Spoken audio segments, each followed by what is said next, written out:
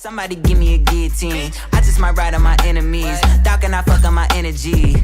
Nowadays they just talk, but they talk about nothing. Nowadays everybody wanna say something. Goddamn, I'm the man and it feel like it. Give a damn about a hater when I feel like it.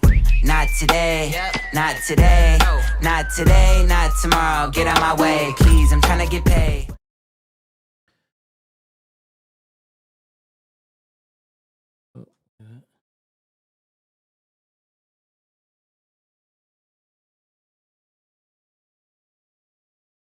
What is up, Earth's mightiest subscribers? It is your boy Ernie, the Blerd Without Fear. Got the homie Robo of Left Face TV, but he's not at his chair right now, so you're just going to be talking to me just here for a brief moment. But we are here. Welcome back to episode, was this 100 and is this 16, 17, 18? I honestly do not remember. 118 of the Nerds of Culture podcast, which, by the way, we got Robo is here now. But the Nerds of Culture podcast, we are the woke shade room. We are the woke breakfast club. We are the woke New York undercover of YouTube. We are also the woke justice gang, the woke Avengers. We're the woke losers club, the woke Hellfire club. We are the league of extremely woke, gentle people. You can even call us I think by now you can call us the woke dark-com. By this point, we're the woke dark-com. Yes. The woke Ouroboros. We're everything woke, everywhere woke, all at once. All of that with a dash of sass on. Didn't even need notes for that. Didn't even need notes for it. What are you gonna do? Holla at your boy. That's pretty good. Holla at your boy.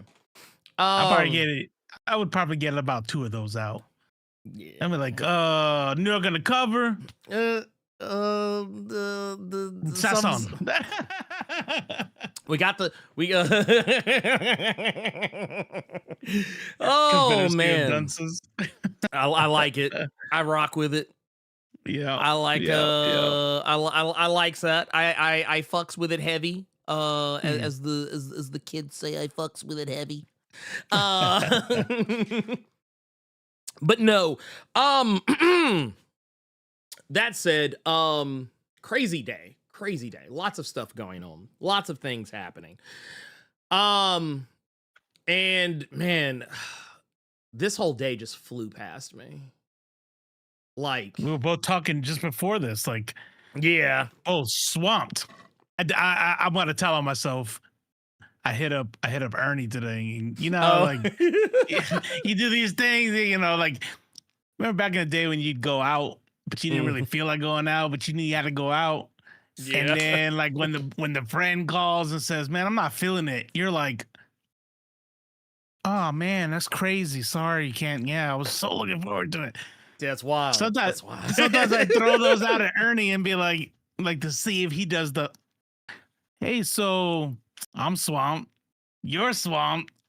He's like, nah. He reminds me why he's the real deal on YouTube. He's like, "Bro, you don't get to where I'm at skipping days just because you're busy." Man, honestly, some days I should skip. Like with the benefit of hindsight, I'm usually just like, yeah, I should have took today off. But no, right? it was nothing, and it's not even anything like today was nothing even bad. It was just like it was actually all good stuff. I had some great conversations, talked to some folks, putting some plans and things of that nature into work. Nothing I can talk about, but just like, you know, things have just been happening. Things have been happening, you're kind of behind the scenes. I'm getting to do some awesome work on some stuff. I've shown it off on Threads. I got to turn in the my variant cover for Ace Blade number 10, which I believe, if I remember correctly, the Kickstarter for that's supposed to be going live at the end of this month, sometime in and around there. Towards like, I think it's like, I don't want to give specifics because I honestly cannot 100% say, but yeah, I got to turn in my variant for it. I'm very proud of that variant. I put my whole foot in that variant, and I got to draw another variant cover for somebody else. I haven't finished it yet, But I'm in the process of coloring it. And that's been a process because I don't usually color stuff, but I'm getting better at it. I still don't consider myself a good, not a great, definitely, but not even really a super good color artist. But I feel like I'm getting better. I feel like I'm finding my voice with color, if that makes any sense. And I also got picked up to do something else. Mm-hmm. It is. Color is like it's a whole ass science. It's a different art. Yeah, 100%. That's why colorist is its own thing. Mhm. It's like I was watching some stuff. So sometimes I get these ideas in my head where I'm like, man, you know what? I could do this. I started a voice 123 count. All right. I got some samples up. You know what I'm saying? Like maybe I do this, maybe I do that. And one of the things I said, maybe coloring. Like being a colorist will be easier than, maybe, because I feel like it'd take much longer to be a master of penciling. Trying to figure out, hell no. It's that tough. shit is science. That's like physics. It's like, by the way, this is how you make something look shiny using the color orange. And, I'm like, what? So I have been learning that when it's always easier for me to go lighter than darker. It's probably the same for everybody. I don't know why I'm making it sound like I'm just I'm some oddity. No. So yeah, basically when I was initially starting to color stuff, I didn't understand what flatting was. And I actually did a whole deep dive, like kind of checking out other color artists and seeing like, how they do stuff. And I was watching this one dude who has done stuff for like the indies. He's done stuff for Marvel and DC. And he was talking about flatting. And I was like, the fuck is flatting? This sounds stupid. So then I listened to him talk about flatting for like an hour. And now I have a whole new process for how I color. I do like basically what flatting is, for those who don't know, it's when you go through the picture and you put a flat color on it.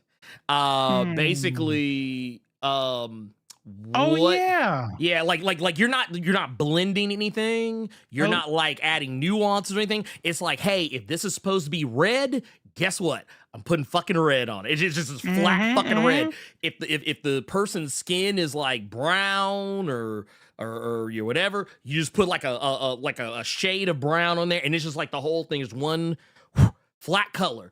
And basically what I do in doing that, and I do all this digitally, so that's what makes it even easier, is I can go back and be like, okay, I only want to color like this part. I can go back to those sections and select them without having to like painstakingly go through and draw out the selection. I can just go, boom, flood selection, and it only selects that color. And I just go through and be like, boom, boom, boom, boom, boom, boom, boom, boom, boom, boom. And it's perfect. I've been learning a lot. I've learned a lot of really cool tricks. Like I said, still not the best color artist. I'll never claim to be, but I feel like I don't feel like I take anything away from what I do when I do color my own work. But yeah, I would never color, like if you ask me to color like a whole comic book, no, I won't. That's for the professionals. But right. If you ask me to color a cover, I will very much consider doing so. Yeah, Afro Boy Odyssey. I just reached my year anniversary of dedicating myself to becoming a mangaka. Even though we primarily work black and white, it's still difficult because those values and screen tones will kick your ass. That right there. When I was taking an art class last year, and like one of those online things that they have ads for on Instagram, and I'm like doing the values and then like finding like, okay, do all the dark parts and then do this and do that. And then at first I'm like, man, this doesn't even look right. And then when it's all done, it's like one of those like trust the process things. I was like, oh shit, okay, I see what's going on here. Yeah. So that's how that works. Even black and white. As a matter of fact, I'm guessing, I'm talking on my ass here, but I feel like if you only have two colors, getting that depth and only being able to work with tones might be even more difficult. It is. yeah, don't let me lie and say that that it isn't. Because I'll put it this way, it's easier for me to work in terms of like black and white, like grayscale and shit Mm-hmm. like that. But yes, there are nuances to even that I think Mm, get lost in the shuffle when people talk about color. that's right. Yeah. There's a lot of like honestly, I've seen some stuff, some work where people are working just purely in black and white and grayscale, and it's like there's an absence of color, but like you don't even think about the absence of color because Oh, even right. within the black and white, there's a lot of color that is present. But that's another story Yeah. altogether. Yeah. But yes, and technically this one also, by the way, shout out to Afro Boy. I love to see people chasing the dream, There you go. and like improving on their craft, like and taking it seriously. I love to see it. What I consider doing a black and white comic, I technically have. I was about to say. I technically have Heart of the Dark. I mean, technically, Heart of the Darkness is Heart of the Darkness #1 is a black, white, and like with splashes of color, but like. Right. It is still theoretically a black and white comic, like primarily. I'd call it because, a black and white. Yeah. yeah, like because the only thing, like the most common thing you see that is not in black and white is His Kellen's glasses. Like his glasses are red. Excuse me. But yeah, it is. It's very interesting. It's very interesting. It's a and also I can say this. There's another thing that I'm working on that one is gonna strictly be in black and white, but because it's gonna be more of a manga than it is anything else. Mm. Excuse me. Have a tickle for something I drank. Excuse me, Jesus Christ. But Another feeling. yeah, it's just I was like, ooh man, it's like a little bubbly back there. But no, yeah, that is something. Yeah, I actually, my preference is to look at this guy. Look at this guy right here. Look. Man Eater got me this the other mad day. lad. Yeah, Look it's at my funny too mans. because I said, man, my wife's awesome, but I because I'm telling you, I'm gonna go get tested. I'm pretty sure I got a little sprinkle of the tism because I'm like sitting there, I'm looking at it, and I'm like, oh, that's awesome. And in my head, I'm like, when did I say I wanted to make a comic?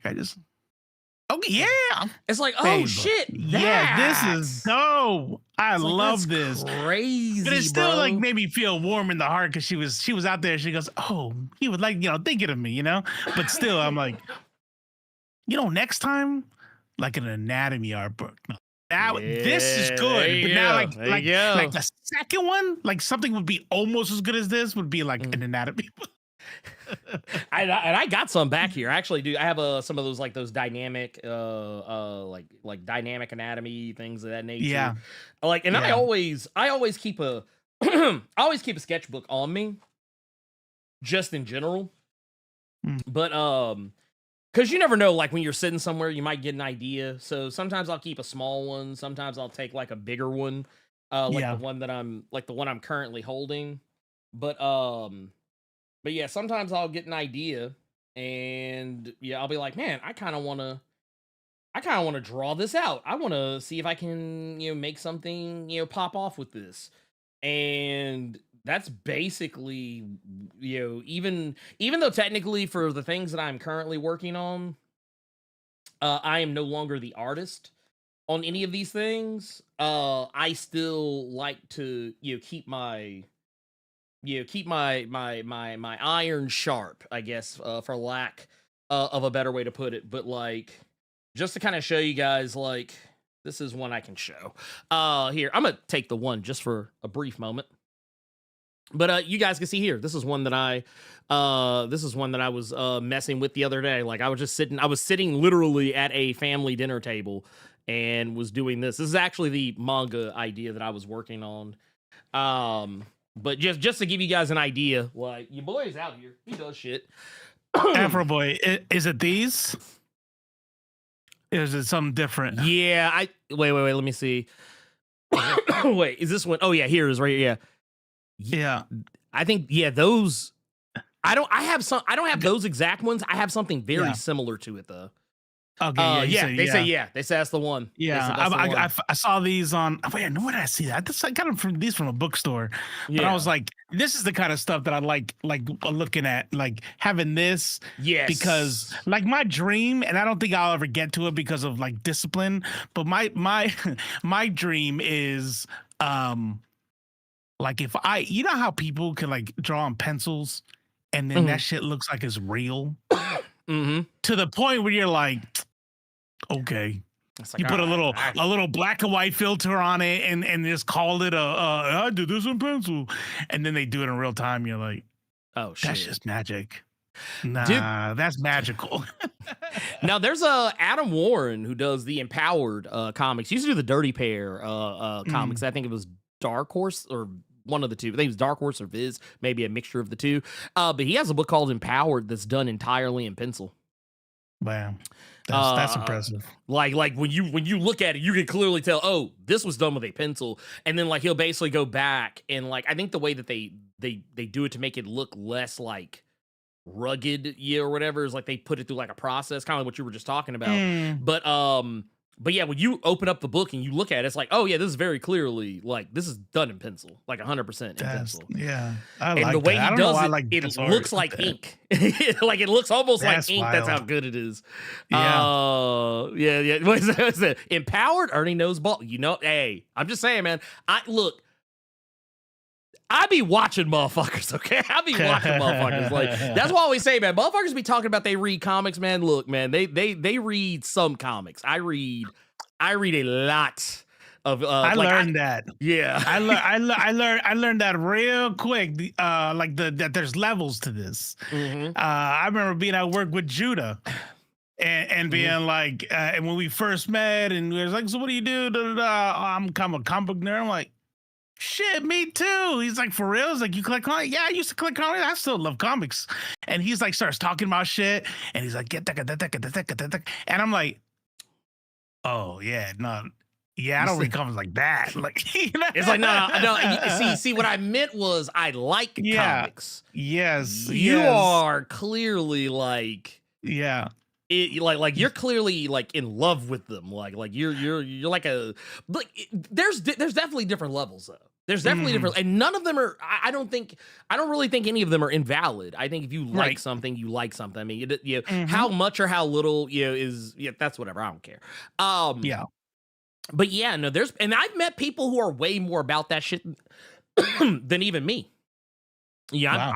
I've met people who are like they'll be like, oh no, but what about that? I'll be like, I don't know, never heard of it, or I've never read it, or something like that. And I encounter that from time to time. While I do know a lot, I don't know everything.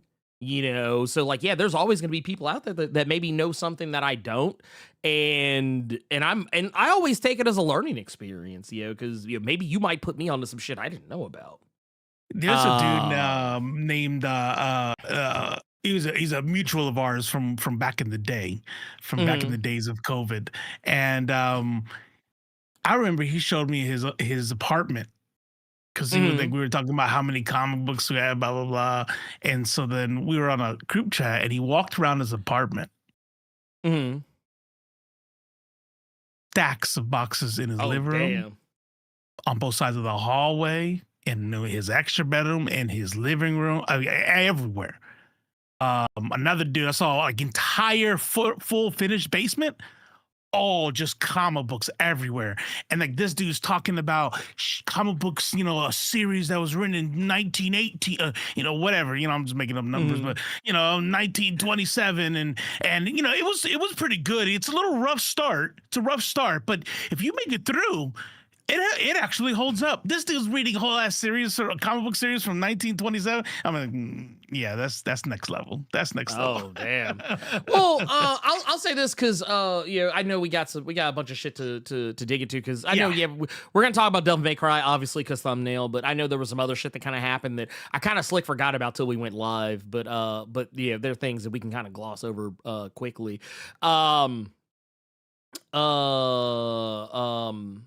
First things first. I didn't mean to go to that tab, but I'm gonna go to this one. Sorry, I had a WrestleMania video that I was gonna watch about Triple H. I'm saving that for later, though. We'll get there. We'll get there. Don't worry about it. That's on my time. That's on my time. First things first. I do want to hit up the. We got some. I think we got some super chats and some other channel membership stuff going on. We got. Oh man, we got my boy right here. Look at this man out here. First and foremost. I just want to say, shout out to the TC Harris out here who hit us up on the Streamlabs side, hit us with the 5. They're actually alluding to what I was talking about earlier when I said I had a lot going on today and that I was having some conversations. This was actually one of those conversations that I'm going to be talking about right here, or I guess I would if I actually had like the thing active at this precise moment in time. But here, let me turn this on because apparently I turned it off somehow. I don't know how, but I'll figure it out. Let's see here. Is it? There it is. Boom. Look at God. Look at God finding the way. God is good. All the time. All the time, God is good. All the time, and all the time, God is good, or that's what they tell me. I can't speak from experience. But that said, here, let me move this. Is this in? Yeah, I guess it's in the right place. It'll be fine. Whatever. But we got the TC Hairstyle said for our chat today and all the things to come. Thank you. By the way, just want to say again, because when I'm happy with people, I like to brag on them publicly. Talented motherfucker. Don't ever let anybody tell you otherwise. TC Harris got to have a good conversation with him today, and man, this motherfucker got talent like just. Like, when you out the pour yin yang. Yeah. You ain't heard that one in a while. You ain't heard that one in a while. Like when you pour a soda and like you pour, but you don't like it's like it's about to start filling over because like you thought, oh, actually it's not gonna go over. It's like that's how TC's got talent just like you be like, oh shit, god damn, it's too much coming over. Like it's the cup can't contain it. So yeah, I like to brag this on cup people. Will runneth over For like never before I don't think ever before in my lifetime have I seen anyone who lives up to that moniker in quite the same way. So thank you for that Streamlabs super chat. Like I say, yeah, no, it's like we about to be like this. See that? Y'all see that right there? That's like what's up. That. Also, man, shout out to Fabric 86 with the 5 says, Leftface, what do you think about the movie Backrooms? I'm around your age and I hated it. Oh my god. I guess there's a I loved it. I loved it, but I liked it for different reasons than my son loved it, right? Okay, gotcha. So like gotcha. I get what he's getting at with the age thing. Like if you're like 20 to 24, 25, you were a teenager when the Backrooms came out, right? And that shit was all over. Everyone was following the lore. You watched everything, the video. It was their whole life. So when this movie came out, my son was super excited. His friends are like, this is crazy. And I was like, I had heard of the Backrooms, but it wasn't that big a deal to me. I enjoyed the movie for what it was. I enjoyed it as a horror movie. I liked the premise. Die Hard, my son loved it, but Die Hard, like Backrooms, that they didn't see the bacteria monster, and they didn't have like all the extra monsters from the games, which aren't even a part of the original videos. They were like, this sucks, because it's a movie you got to kind of think about. I'm not saying like that's why he didn't like it. No, right? Yeah. You just said something. Someone else who I whose opinion I value, they said the same. They said something very similar to what you just said. Okay, that like it's gonna sit with you. And it's one of those things that's going to be like, you're going to have to kind of what was the way they said? They said basically it's not going to fill in any gaps for you. You're like, it's going to be one of those things where you kind of have to put some, you're going to have to kind of like come to your conclusions. Right. For lack of a better way to put it. It was good because it was one of those movies where like Manny and I are like on the drive home. This is how I always know when we watched a good movie because we're like, all right, what did you think about this? Like, that's why he saw the clock, and the clock was the whole point. Oh my god! It's like, you know what I mean? Yeah. But no, I will say though, I haven't seen it yet. I'm planning to see it because I've heard a lot of really good things. Man, lately I have just not been able to get myself out of the house to do anything that wasn't like adulting. Like if I've been out of the house, it's been to do adult shit. Let's get through some of our super chats too. So we got some super chats here. I want to make sure we don't miss. We got the Real Bone Factory here with the 22 months in a row says, I know you've been busy, Ernie, but have you seen the wait, was it the Who Bricks minifigs fiasco? It says, oh yeah, and hi, Robo. No, I have not seen this fiasco. Like somebody's had to put me on game because I see a couple of different. There was a couple of different messages I saw in the chat about various and sundry different controversies. No, talking about the bricks and minifigs. Here, I'll pull. Here, I will pull it up because it's easier to show than it is to tell. All right. But let's see here. Yeah, here it is right here. Boom. I love how I typed in bricks and minifigs, and you know how like Google will give you like a suggestion? Guess what the first suggestion was? I don't know. Controversy? I don't know. Scandal. Scandal. Scandal. Uh-oh. So you know it's gonna be good. As soon like I typed in bricks and like minifigs, and I'm telling you right now, that was like here. Fuck it. I'll show you guys what the fuck I'm talking about. Let me. So right here, boom. Look at that. Right there. That's the next thing. If you type in bricks and minifigs, the very next thing is scandal. Scandal Legos. Is the very This is so basically what's going on here. I don't want to use the content creators. Yeah. So basically, the oh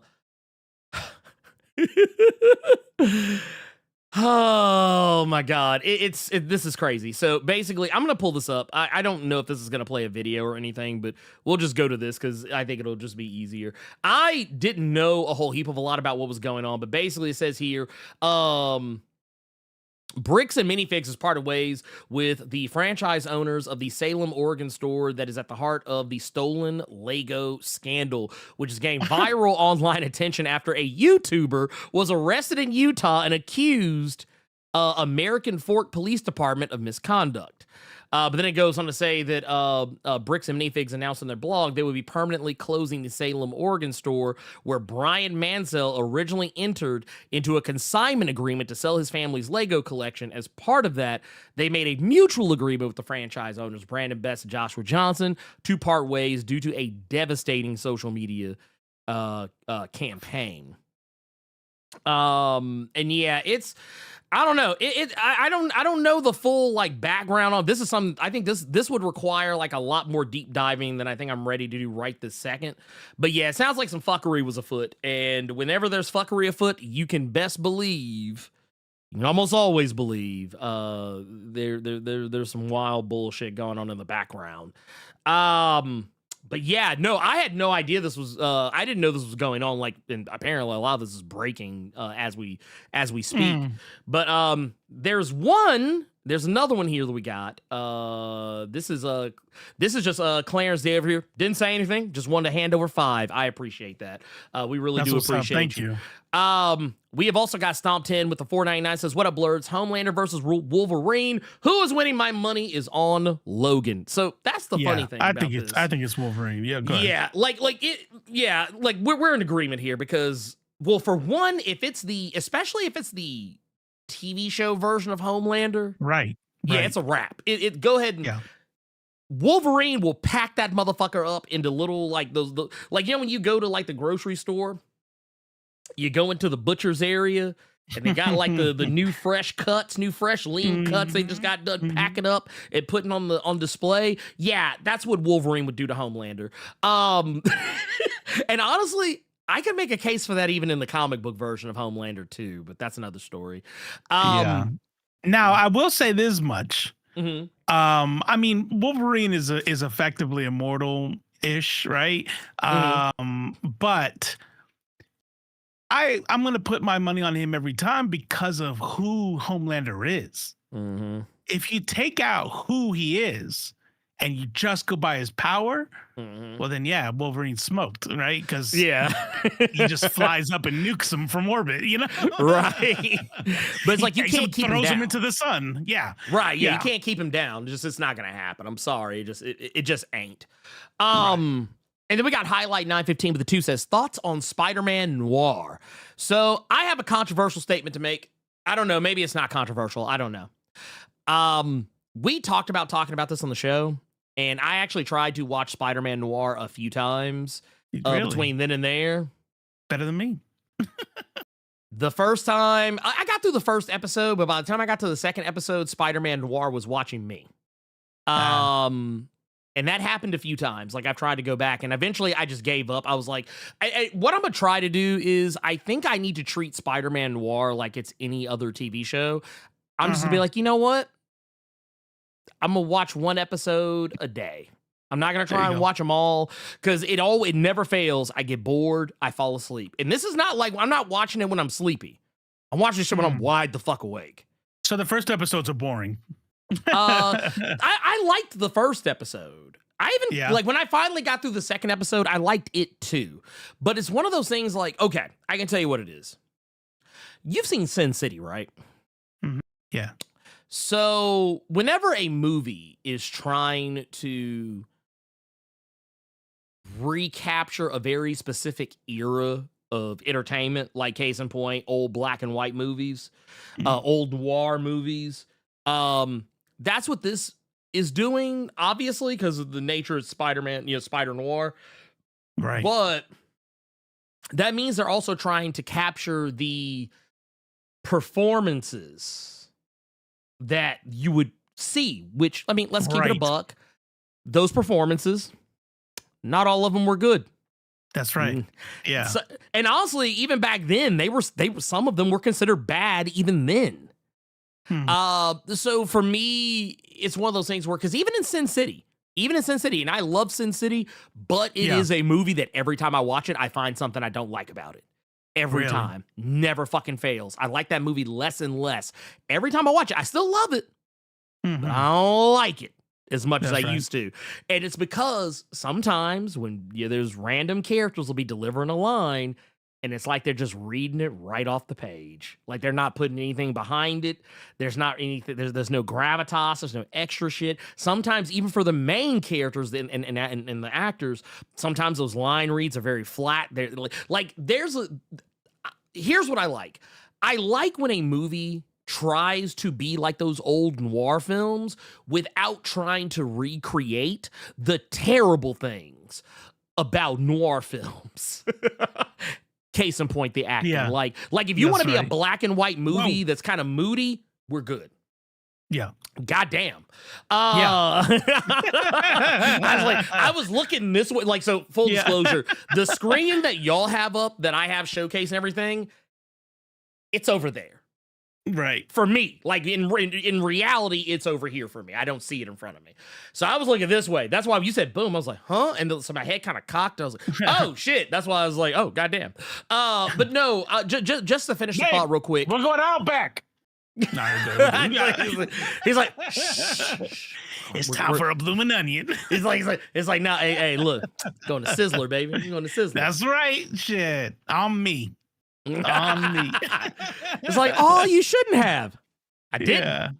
Yeah. I didn't. Thanks, No, no, for real though. Seriously, we appreciate you. But yeah, like when a film or TV show, whatever, I don't want it to recreate every single solitary.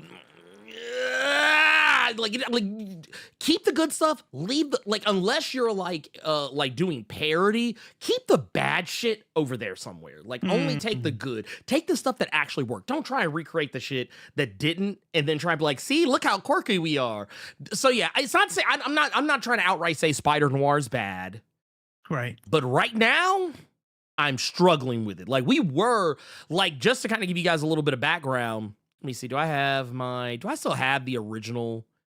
I don't still have the original thumbnail. The original thumbnail for this was going to be like a picture. It was actually here. I can kind of show you a little taste of it. This was the original thumbnail for today's episode, but like the difference is because I changed it at the last minute. Mm-hmm. Originally, I had Virgil and Dante spread out further apart and was going to have Spider Noir in the middle. I'm glad you didn't do that. Yeah, because the more and more I kept trying, I was like, I can't get through this shit, and I don't want to shit on the show. I don't want to spend a whole show just shitting on it, like without having fully engaged with it. So that's why I kind of was like, we'll wait. But no, to take us to that next one. Obviously, we got the homie Gearless Mo out here hitting us with the this is a fucking spirit bomb, for Christ's sakes. Just really hit us with the hundo bomb. Which we are very appreciative of. Unreal. Says great to see and hear you both. Just sharing my support and saying thank you. That Lego story is wild. But did anyone hear about the space discovery of a black hole that should not exist, and that it could explain the existence of black matter? Just wow. I'm reading that in real time. I'm just kind of like, bro, I did not know that like, okay, so real full disclosure, I've kind of been off social media. Like, I mean, I have been on, but I've been like my being on social media has just been me like jump on to post something real quick and then put my phone down and go do other shit. So I have been kind of out of the loop on shit. I've actually just been like, over the past few days, I've literally spent most of my days either talking to people within the comics industry or like tangential to the comics industry, or talking to loved ones, family members, friends, or I've been drawing. That's all I've been doing. Well, and oddly enough, the occasional recorded video.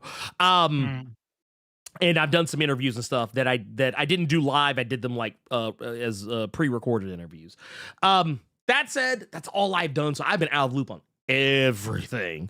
And yeah, that is freaking insane. That's like some, so basically what you're telling me is we're about to discover like that metahumans are real any second now. And it makes what I'm writing currently feels so appropriate for the moment. But yeah, that's crazy right there. Said the Costco dollar.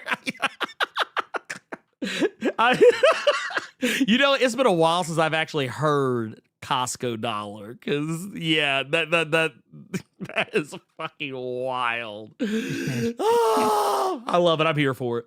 Thank you again. We also got that boy Jeremiah with the 1999 super chat. says, I just want to vent real quick, my brother, who wants to be a comic artist, has been using here, I read that wrong. Says, I just want to vent real quick. My brother, who wants to be a comic artist, has been using AI for art. The nigga don't even draw anymore, and he says it to me like I'm supposed to be impressed.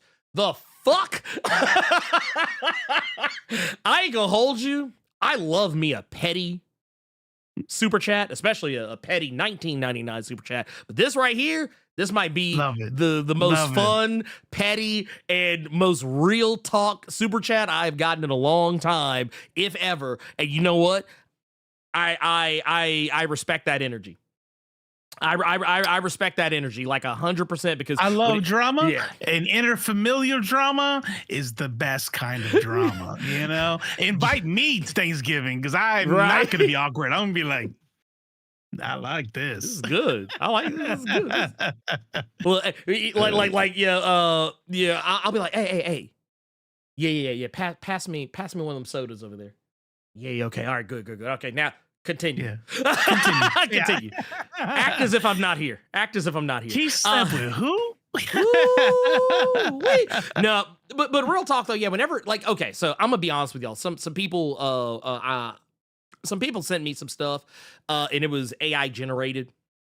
I had somebody send me an email. They wanted me to check out their comic, and I wanted to be supportive, but I was like, look, man, I'm gonna be just real with you. I was like, I can't rock with this. I was like, as soon as I opened up the PDF or whatever, and checked out what they were trying to show me, I was like, I just saw nothing but AI. And you have this cocked and loaded, Jeremiah, in the future whenever they send you something else. Reviewers are calling it everything from shit to fucking shit. There you go. That's how I feel about AI, and that's gonna be my answer. If you so please believe. And now, we're going to do that going forward. If you are a comic creator and you send me a comic that I can tell is AI, I'm going to play that. I'm going to attach that clip, and I'm not going to say anything else. My response will simply be that clip. As it should. As it should be. As it should be. That said, no, but for real, that is, I hate that shit. I can't stand that shit. I did want to kind of poke at some stuff that came up in the chat. I saw some people talking about it. So, I mean, hell, why don't we talk about it for a little bit? Have you been keeping up with the controversy? The controversy of, Luffy? Luffy, God of War? Laufey, the God of War, Laufey out here. You know what's funny about me? The God of Laundry. Laufey. I gave my PS5 to my daughter. Yeah, 'cause she wanted to play Sims, and she has a little thing so she could watch TV for it in her room. And ever since I did that, it was like a curse. Some magical spell lifted off me, and I suddenly stopped giving a fuck about PS5 exclusive stuff. So I have. I'm like, I can't play it. Shit. I go, oh, that's crazy. I've seen it. Right? It was like Luffy, and then people are mad or something, and I'm like, yeah. Oh, like I'm sure it's because she's a woman, or it is. Yeah. Yeah. Yeah. Oh, Lord. Yeah. Actually, yeah. I think without even having to dig into it, I think you got to the heart of the matter. For those who have not been keeping up, you've been living under a rock, and honestly, sometimes that's.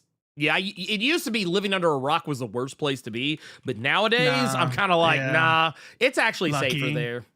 Yeah, for real. Don't come out. Yeah, just stay the fuck under that rock, man, because I ain't gonna hold you, man. It is some bullshit out here in these streets.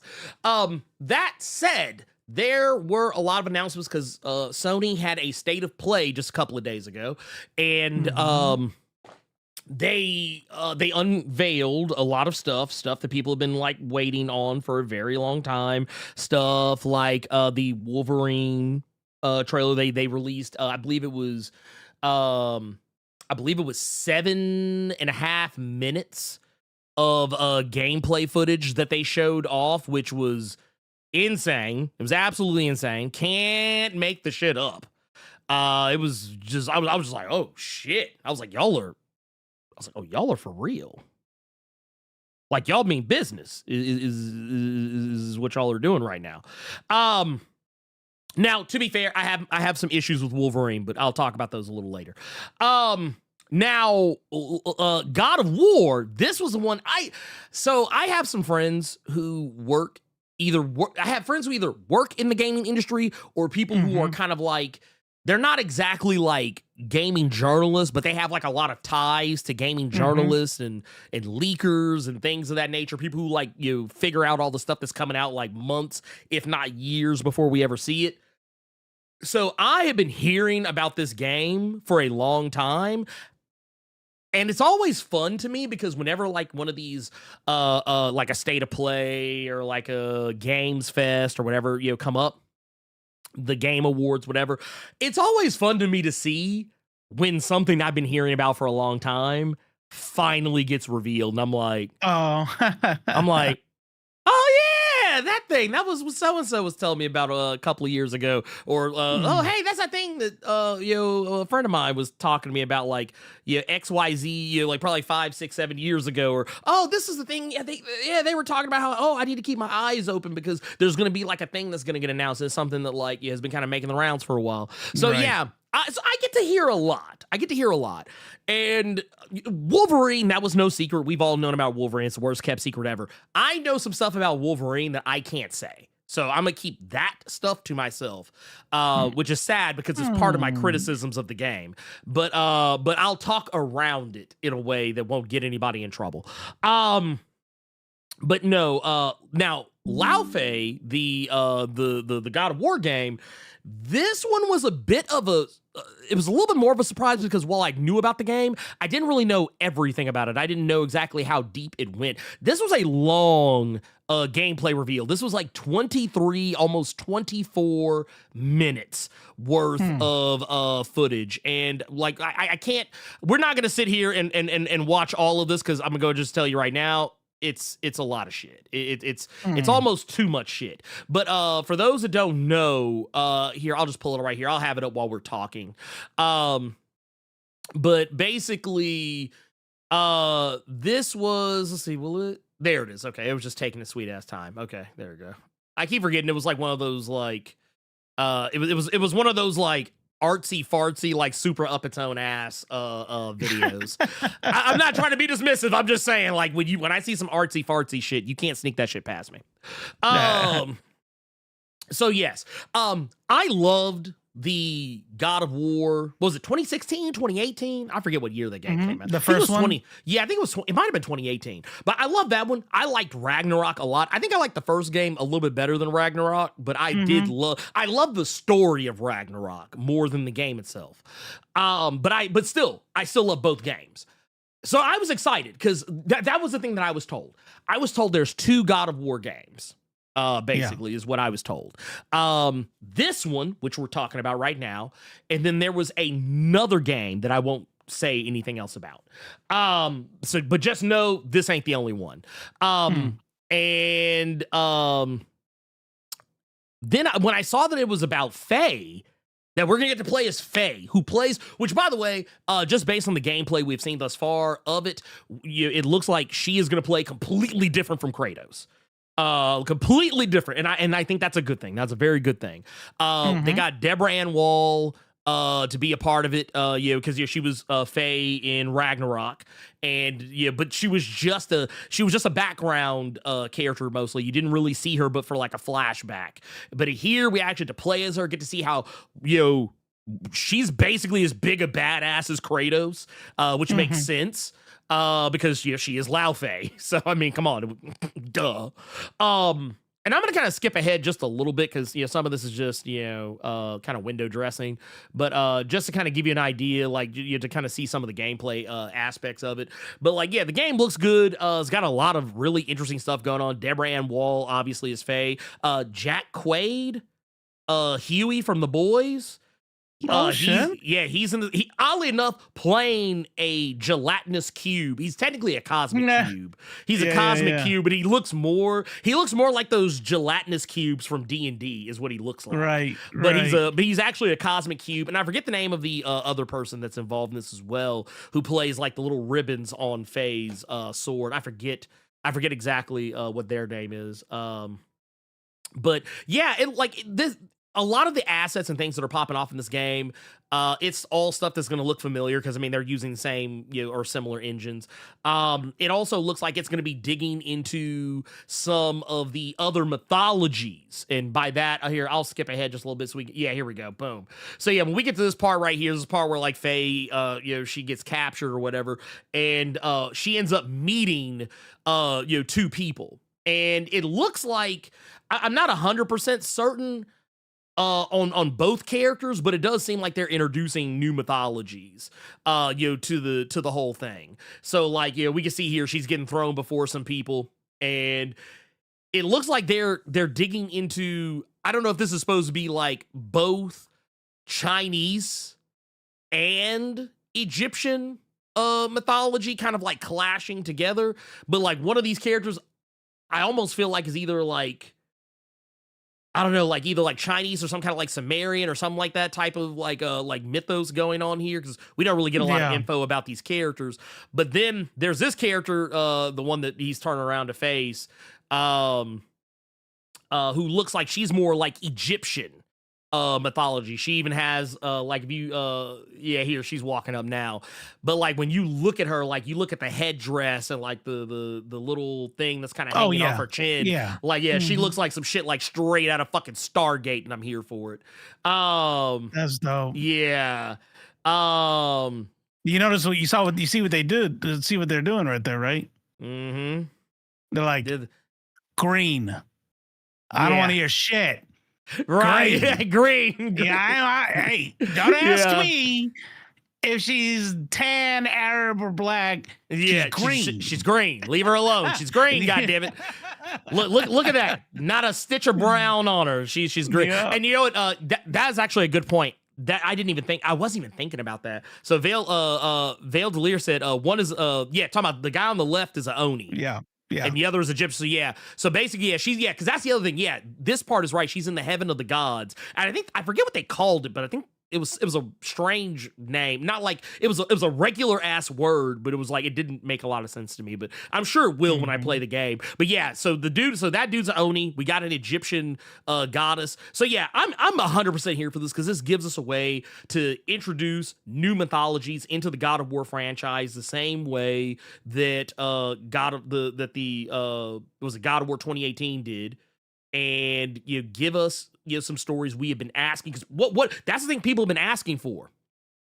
They've been asking for, hey man, when are y'all gonna do Egypt? When are y'all gonna do Japan? When are you gonna do like this, that, blah, blah, blah, blah, blah, whoop-de-woo? And well, guess what? Now they can. It might not have Kratos in it, but they can. They've proven that they can. And we've gotten Norse mythology for like the past 2 games. Now we're getting a mixture of different mythologies and cultures in this one. I'm 100% here for this. Dude, count me the fuck in. I am super in. So what is the complaint then? So just the complaint, that it doesn't, because it's a woman. First off, you know what the complaint is. Come on. It's woke. you know. Wait. They had women gods? It's Get woke. Yeah. Hell no. Man, I cannot play a game that tries to gaslight me into thinking that there were female gods and demigods. Yeah. No, they were all built. Yeah. Half naked, oiled up men. Yeah. Like God intended. Well, I mean, you look at this right here. Splosh just said it right here. Chuds that are hating this game because it went from playing as a man to playing as a woman. I wonder how they feel about Control moving from female protagonist to male protagonist for Control 2. Because that's another thing. I haven't heard anyone complain about Control 2. I haven't heard anyone complain about having to play with the brother as opposed to playing with the woman. Which, I'm not going to lie, I was a little disappointed because I liked her. Now, it's not to say I won't like dude, right? But if I had my druthers, I would rather play as her as opposed to him. That's just me. Now, maybe they'll make a DLC or something like that, but you never know. Kind of off topic, but watching Lawfey get thrown into the cage like that and tossed around, the actress is a whole ass Zionist, so that was nice to see. I'll probably just replay that back over and I'll slap around. I'll intentionally die so I can go back to. I'll beat it eventually, but it's gonna take a while. Well, and and thank you for pointing this out. Real Bone Factory just pointed this out. I did because I wasn't really paying attention to who was who. I've only watched this the one time, but this is actually good information. No, the Egyptian goddess Sekhmet. That's who that woman was, the green lady. Yeah. So there you go. That man. Dude, we are literally eating right now, as far as I'm concerned. I don't know why people are upset. And I wanted to skip ahead to this, just to kind of show, look at the gameplay. This is not Kratos. This is not Kratos. She's more agile. She's a faster character. She does a little bit more in terms of flashy melee, style combat, and it looks dynamic as fuck. Dude, why are we mad? What are we upset about? What, huh? For So real? is Laufey, who is she in the game? Is she a demigod? Is she a god? So, okay. I mean, she's throwing people like she's a god. So they kind of did this thing, and I'll show you what I'm talking about here. So in the in mythology, Laufey is similar as it is into this game. She is the mother of Loki, but in some things you might be more familiar with her. Outside of Norse mythology, she has been depicted as a man more in quite a few instances. But Laufey in Norse mythology is a woman, and is, for all intents and purposes, all that entails. Like, I would say that, like, if you're going to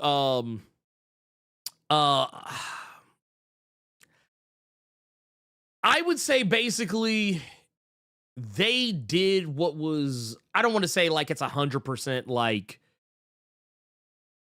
accurate or like or true to form, but like it was probably one of the less changed adaptations of Chat's saying it's she was a giant.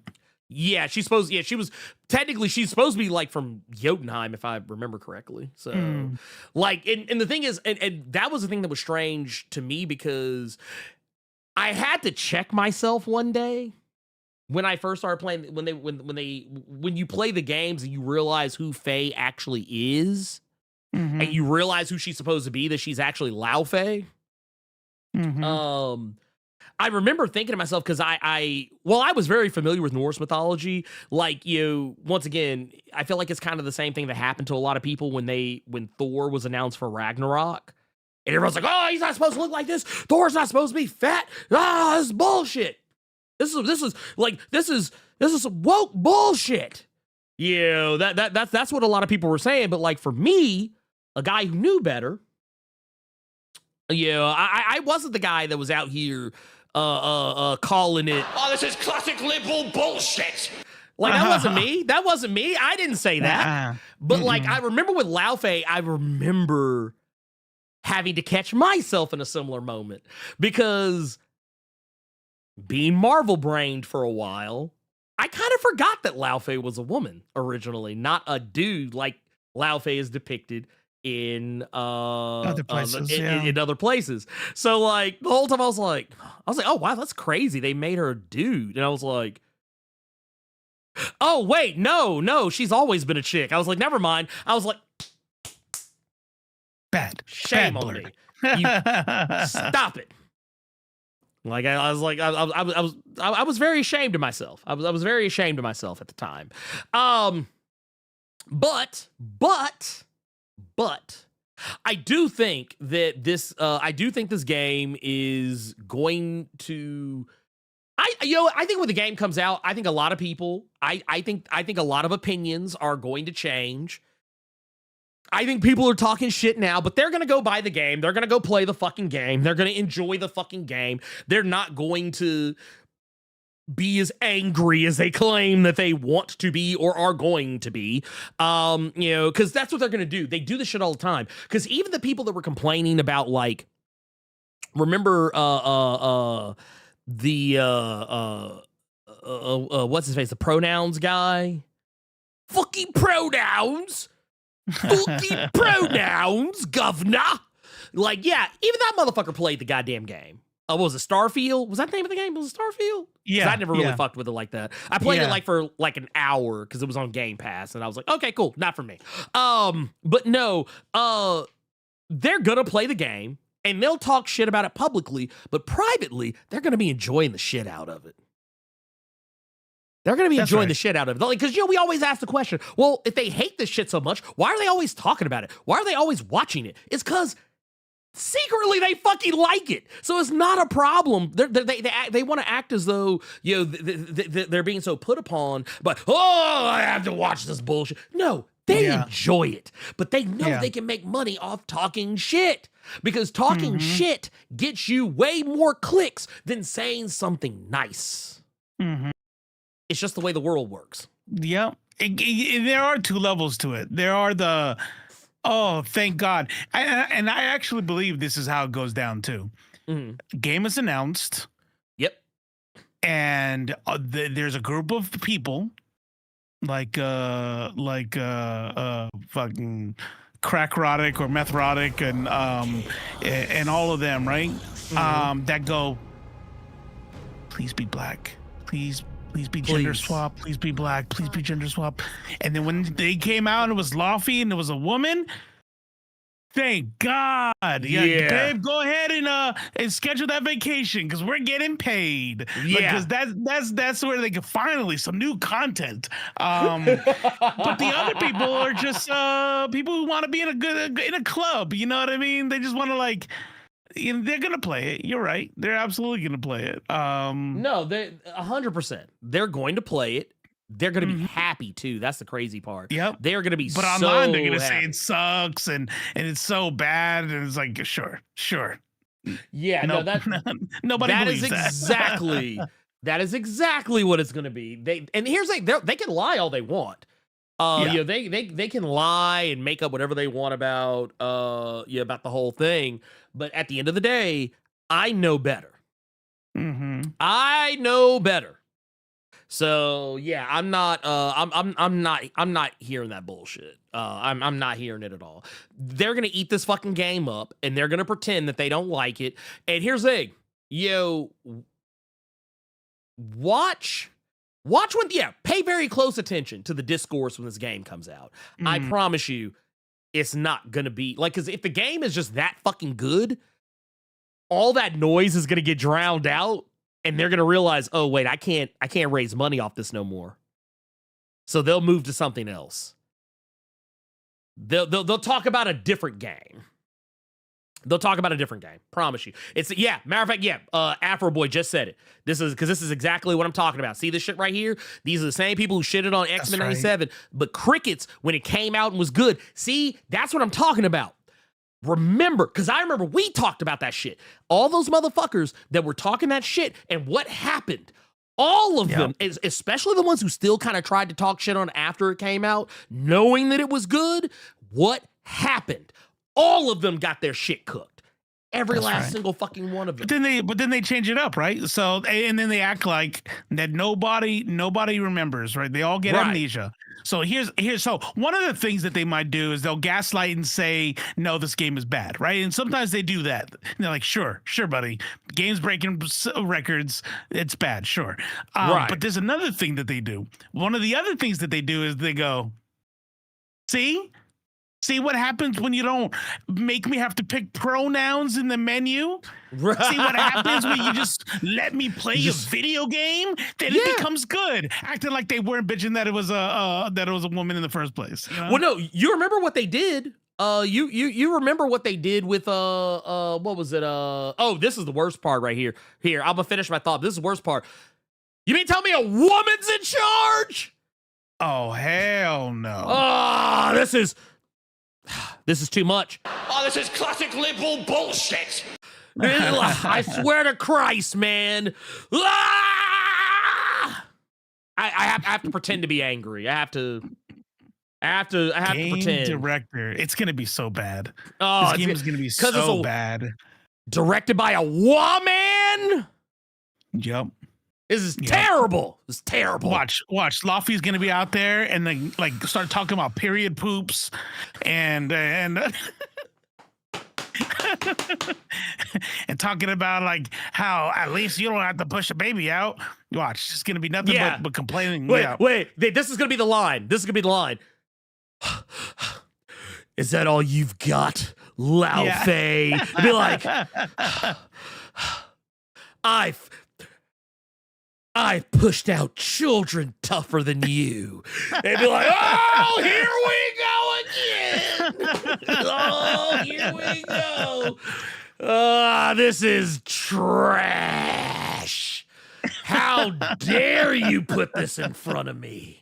That's what they're gonna do. I promise you, man. It's gonna be terrible. When I by terrible, I don't mean the game. I'm talking about the discourse is going to be terrible. There is nothing wrong with a woman directing games. Women have been directing games silently for a long time, and none of y'all noticed until like it became your whole fucking personality. Women can direct games just as good, if not better, depending on what the fuck the game is, than a dude. And I have a pretty strong feeling that this game is going to be good. I'm going to play it. I'm sure a lot of y'all are going to play it. And I'm sure these same motherfuckers talking shit are going to play it. They're all going to fucking play it, and they're going to fucking love it. They're going to love it. Get over it. That is what I have to say to that. Now, the other thing. Oh, and this is people were talking about, because this was the other thing that came about Laufey, was that, oh, look what they did. Look what they did. They made her ugly. They made her ugly. She's ugly. It's literally just the actress. Yeah, it's literally just like, it's literally just the actress's face. It's literally like that. Like, I don't know if they know who Deborah Ann Wall is, but I was like, that's just her. Yeah, that is her face. It reminds me of my buddy. My buddy has it's his running joke, because anytime anybody new sees his ID, they're always like, why are you making that face? Like, why are you like, dang, you look like you're in prison. And he tells me, he's like, bro, I'm not even making a face. I just go up there and I stand normally. And like, so I now know that's just my face, bro. Like, right. You know, it's like,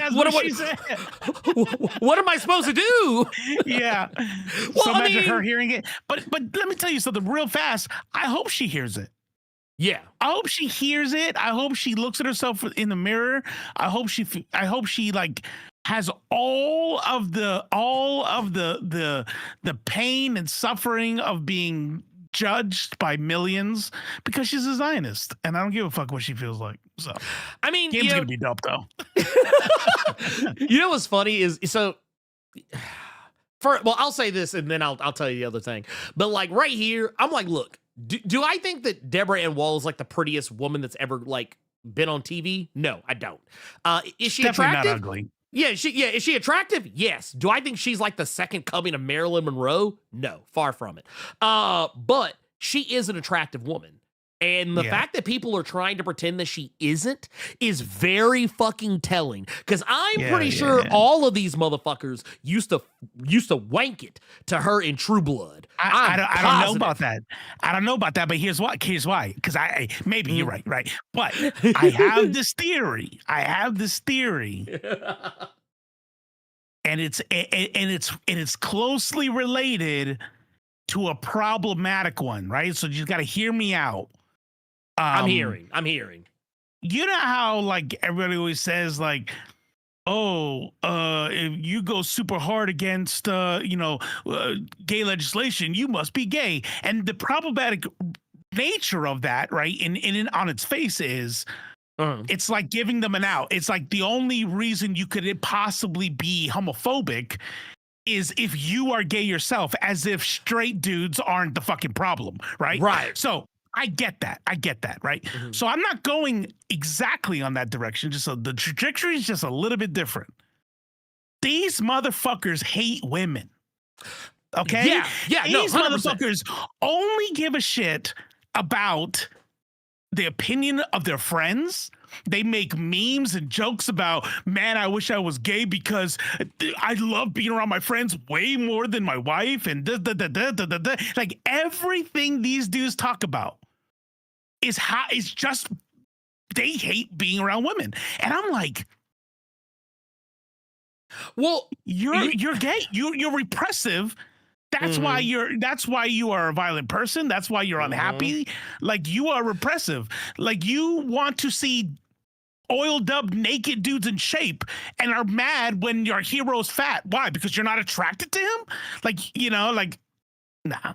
I think there's definitely some internalized homophobia. I'll go as far as saying, I think there is most certainly internalized homophobia, because men, by and large, Not saying every man's this way, but but if you're not one of these people, I'm not talking about you. I look at it the same ways when women say every man's trash. I know they're not talking about me. Yeah. Like I'll be right there with like, yep, every last single one of them. But no, I feel like in the case of this, I feel like thank you, thank you. Oh, hey! Look at that. See, that's love right there. I appreciate That's love you. right there. That's man. See, people be out here looking for you. I should probably do something on that channel now. You should probably, yeah. See, that's your motivation right there. You got to show up now.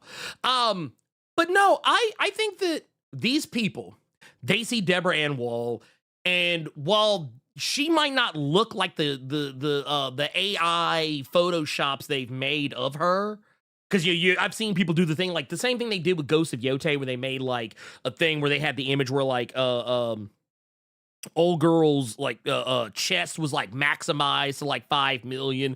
Her hips was like, she was given like super duper like big wide hips, like huge thighs and everything like that. Gave her like a super duper like anime dolled up face. Like, see, I fixed it. I saw people doing the same thing with Lao Fei, and I'm like, see, y'all are telling on yourselves, because I don't think the issue is that she's not attractive to you. I think the problem is that she is, and you think that because it's always some crusty looking, dusty looking, musty ass, ugly ass dude that looks like it's always some dude that looks like he just crawled out of a fucking toxic waste dump, that's always talking the most shit about how, man, she ain't bad, man, she ain't shit. Yeah, she ain't. What was it? You know the meme. I know you've seen it. I know you've seen the meme where. Yeah. Where yeah. It's two sides of the same coin, right? So this coin I'm holding, on one side, it's this disgusting, yeah, exactly. Yeah. Andrew Tate in jail. And she's ugly, right? But you know who's on the other side? The other side is this married dude that goes, "Ooh, if I wasn't married. Oh, if I wasn't married." Like, if you weren't married, what? You wouldn't do yeah, you still would. She would call the police. That's what would happen. Yeah. Oh no, because I saw there was now in this case, this was I saw a black woman who I think this was on Instagram, I think. And basically she was posting a video talking about how like these dudes were accusing her of being trans, because let's keep it real. Black women, by and large, are some of the biggest victims of transphobia. Misogynoir. Yeah. Other than actual trans people. Like, I don't want anyone to think I'm saying that anyone's getting more victimized than the other this out. But I mean, the reality is, if not including actual trans people, black women are the biggest receivers of transphobia, and all because of misogynoir, but also just because of misogyny in general, because white people who don't like black people, they'll always try to be like, oh, look at her, she looks like a man. Remember, they did the same thing to Michelle Obama. Like, oh, she's a fucking man, dude. Look at her arms, bro. Look at her chin. Like, they wouldn't call her Michelle. They kept calling her fucking Michael.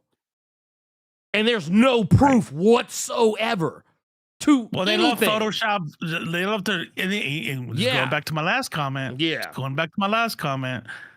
They love photoshopping penises on Michelle Obama.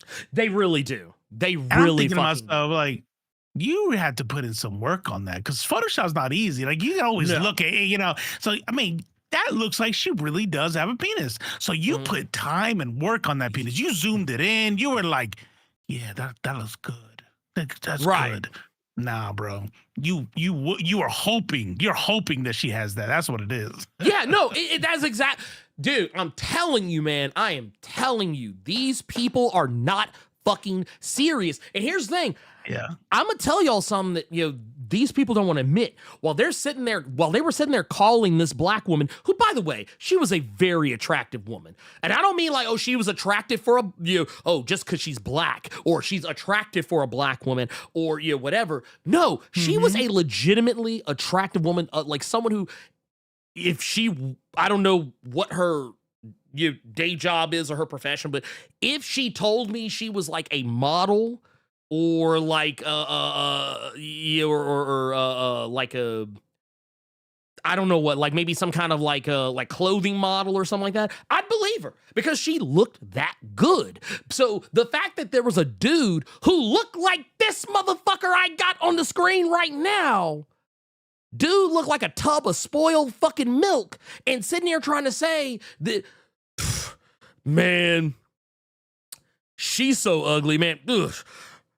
I can't mess with no. What was it? I think he actually used the word hoe. He was like, I can't mess with no hoes look like this. And then people actually went to his fucking page and looked up all his pictures. And dude just, like I said, he just looked like a tub of melted fucking ice cream. And honestly, the woman that, and I'm not trying to drag his woman this because she didn't ask for this, but I'm just saying, if he was trying to say that this woman was not attractive, I just want to point out and claim that like a woman has to be like ABC XYZ for him to want to hit. His wife, forgive me, she didn't even look half as good as old girl he was talking shit about. He probably would agree though. He probably would agree. He'd probably be like, he's like, yeah, you're right. That's why I hate her. That's why I hate her so much. And I only hang out with my guy friends. You know? Correct. I wish you understood me like Brian understands me. Also, I'm just saying, I'm not, look, and like I said, I'm not trying to talk shit about dude's wife, but I'm just saying the facts are as they are. I would not sit here and say, yeah, no, some woman got to be, oh, she got to be all this. She got to look like Taraji P. Henson for my penis to get hard. And then like, you see my wife doesn't look anything like Taraji P. Henson. I would be, first off, sus off top. Like that, one, sus, two, a little weird, maybe a lot of weird. I don't know. But I'm lost. Why? Hmm? What's up with Taraji P. Wilson? No. Like saying that, like, I need a woman who looks like Taraji P. Henson. Oh, okay. But like, I'm like, wow, but what like she if do? you, but then you look at my, if you look at my, my wife or anyone I've ever slept with and be like, well, none of them look like Taraji P. Henson. Like that's what I'm saying. Like, people tell them themselves. Not saying that your wife's not pretty. Your wife is no, very not saying that at all. Yeah. I'm just saying that like, if I'm telling you I'm only dating women that look like movie stars, like that, you tell on yourself because 99.999999999% of the time, the dudes saying this shit, they're not dating women that look like movie stars. They're not fucking women that look like movie stars. Matter of fact, it's probably more accurate to say they're fucking with women that look like the women you see at the truck stop. But there's another side to that too, though, because I've met plenty of pieces of shit. That are good looking dudes. I've met pieces of shit that get bad women. And you know what's still fucked up about that is that when you meet the kind of women who go after pieces of shit, it's kind of heartbreaking. Yeah, exactly. It's kind of heartbreaking because then you realize what's going on because they people are jealous of where they're at, right? People are jealous of where they're at or who they go home with, and it's like, well, she has mental health issues, right? She was abused. She was this. She's that, right? Because anybody who is like a normal, well-adjusted person isn't fucking with somebody who's toxic. So like not only are they bad people, but then they're also predators looking for people who think so lowly of themselves that they would be willing to put up with that kind of abuse in the first place. So these people are just bad, fucked up, evil people all the way around, you know? Yeah, no, 100%. 110 million fucking percent. And that's why I respect their opinion on video games. So yeah, you heard it here. Too much oxygen. Yeah. I you heard it here first. We're not fucking with God of War Laufey because well you know why. It's woke. That's why we're For real though, seriously, no. I'm gonna play God of War Laufey. Fuck these motherfuckers. Y'all know psych. Y'all know how I feel about these types of people. Fuck them. Now the other thing that came up, and it's kind of tangential to what we were just talking about, but did you see the Wolverine gameplay trailer?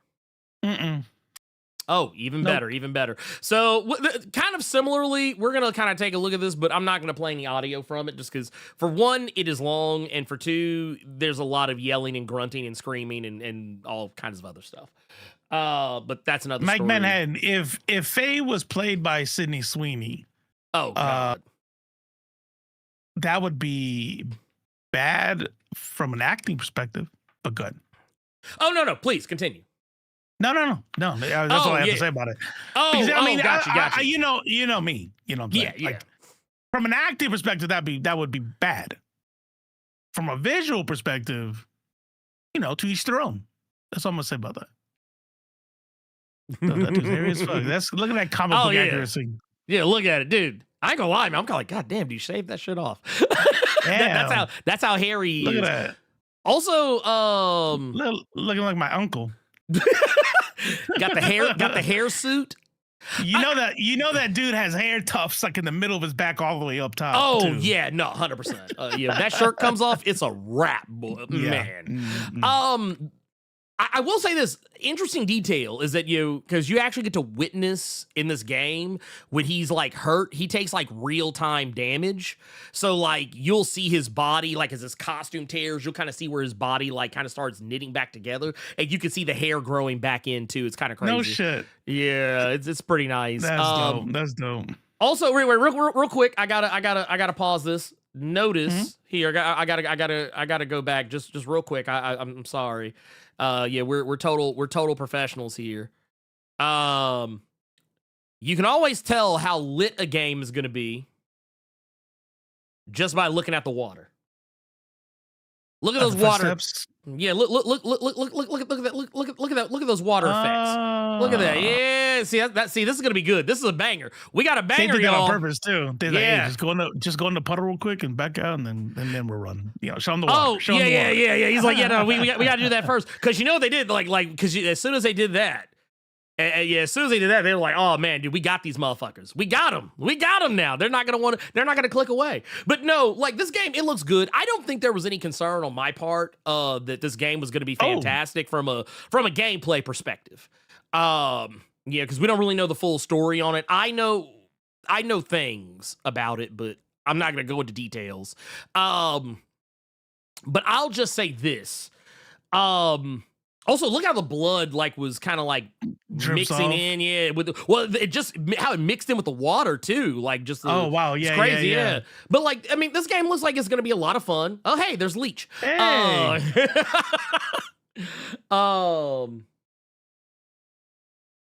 You play him on round 5, so like when he goes into round 6, everybody fucked up their power. Yeah. I mean, and you see this here. You see Trask Industries. So, once again, call back to the comics. Also, these people he's fighting are Reavers. They're very clearly Reavers. So, I mean, that's more X-Men lore right there. The other thing, too, is you look at the combat, it's visceral. It's almost like watching Spider-Man or Batman Arkham combat, just way more violent. It's basically Wolverine is doing all the shit that we see in other games, where we're like, dude, that should kill somebody. And it's like, yep, there it is. And you see here, okay, right here, boom. I'm glad it finally happened. So this was the other thing that people were upset about. They were upset because Jean Grey is ugly. They're like, you made Jean Grey ugly. This is terrible. It's like, bruh, she's not ugly. She is not ugly at all, bro. What are we doing? What is this? She kind of looks like? She looks like the lady off of Game of Thrones that was in love with Tyrion. She was the sex worker that he ended up having to kill.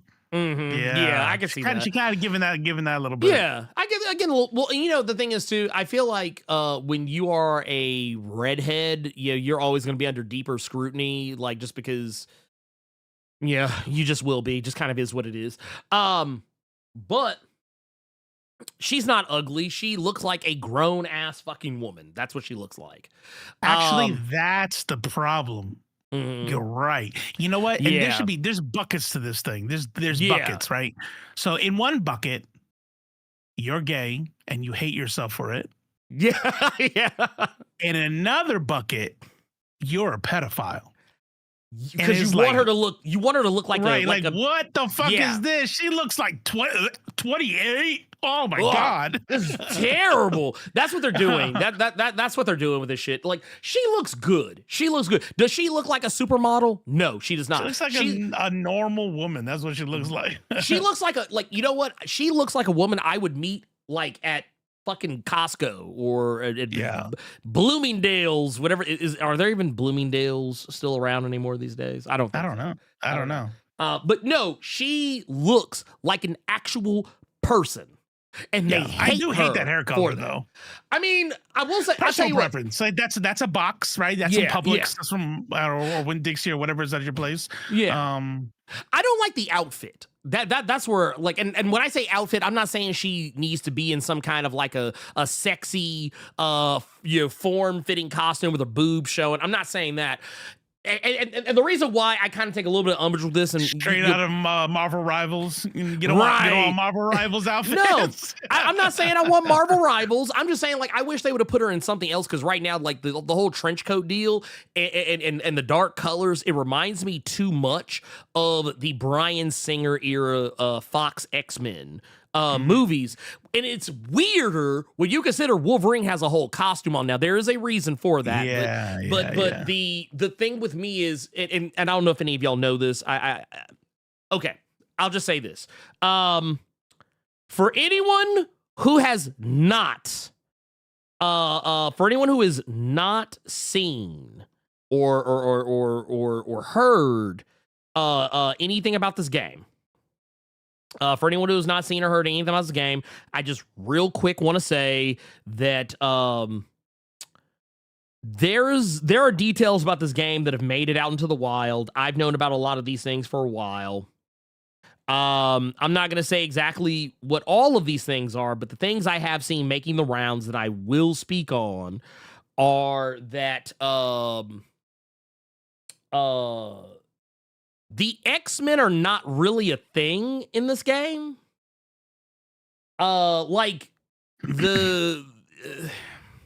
It's weird. So Jean is around. We know this from a lot of the leaked stuff that came out like some time ago.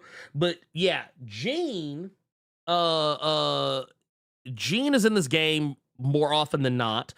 And the X-Men as we know them, they're not around. Or if they are, Wolverine's not with them. They haven't like fully leaned into it all. But for me, I would still have liked to have seen her in something other than like a drab, dark color outfit. Yeah, she could have been wearing regular ass clothes. I'm just saying, I wish that she was less drab looking. That's how I feel about that. But no, Is that the one critique that you had for the game, or is that going to come later?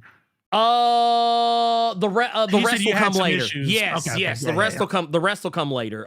That's part of it. But yeah, the rest will I'll bring up here momentarily. I'm gonna let this rock though. Like I said, she's used her powers. Everything looks pretty cool. Like right there. Like I'm not gonna hold you here. Like I'm gonna go back just a little bit. Like right there. Like dude, I think like the usage of her power looks really cool. I like this. This is really neat. I like the way this is depicted. But yeah, like I said, you're not gonna convince me that she's ugly. I'm sorry, it just won't happen. But yeah, so yeah, she's there, and Wolverine's gonna do his thing as you would probably expect. And it looks like kind of similar to like the Spider-Man games and the Arkham games. They're gonna have moments where you're able to play where you have like that AI partner. We saw this with Arkham. There was really more Arkham knight than it was anything else. And then in the Spider-Man games, you would have like someone show up and help you out, but they were acting independent of you, and you could do like tandem moves with that person. You get a lot of that here. There's environmental attacks in this game, which look really cool, to see how they're doing like the little tag team. I love shit like that. That looks cool. And you see, like, when Wolverine gets hit, look at the battle damage on him. Like, you can literally see how the shot went through him. And, like, you can kind of see how, like, it's slowly went out the back. Yeah, you can see how it's slowly closing up as he's going along. And then watch this shit right here. Like, Just see how his he's got uniform that heal? no. Okay. But, like, see that right there? See how, like, you can use the environment? That shit's awesome. And, like, you can even see, like, a little bit of his spine. You can see a little bit of his spine, like, in it, and look how, you see how it's all healing back up as he goes along. Yeah. So you get to see him heal in real time. He's got finishers. He's not pulling punches. Like, this isn't the X-Men animated series where Wolverine pulls the claws out but never actually uses them on anybody. No, you get to see people getting yanked in this game, and it's crazy. Granted, they're cyborgs, but still. Oh, hey, wait, let's go back. Oh, so those aren't human? So they're human, but they are cybernetically enhanced. Okay. Got it. So you see here, we got Callisto back here. For those who are wondering, the black woman with the eye patch, that is Callisto. One of the Morlocks. The former leader of the Morlocks. The one who famously fought Storm over leadership. So yeah, that's pretty cool. Like, we already kind of knew she was in this, but yeah, we get to see a little bit of her here. I don't know I'm not 100% certain who some of the other characters are, because we don't really get a whole heap of a lot of information that tells us much about them yet, other than like Leech, which is obvious because little green boy. But let's keep it pushing. Debbie. Yeah, I did. Now, I will say this: if there's any one legitimate criticism that I will allow, Deborah Wilson being in yet another game, I'm like, God damn, Deborah, leave some for somebody else. But no, I love that Deborah is booked and busy. I love that she's booked and busy. So yeah, there's that. That's fine though. I don't really care about that part of it. That part's okay. I'm good with that. But yeah, let's get into more of some of this gameplay. You see here, we got the motorcycle. He's gonna get to do some motorcycle shenanigans. And I'm trying to remember. Oh my god. What is this dude's name? I think it's Liam. Liam McIntyre, who plays Wolverine in this. I love the way he's portraying him. He's got the voice. He's also got the look. I like this, how he's portraying Wolverine in this. For those who don't know, Liam McIntyre was the guy who took over as Spartacus when the original actor passed away. So yeah, I like this. I like the combat in this. This is all good shit. This is all good shit. I love it. I love how violent it is. It's not pulling punches. It's doing all the right stuff.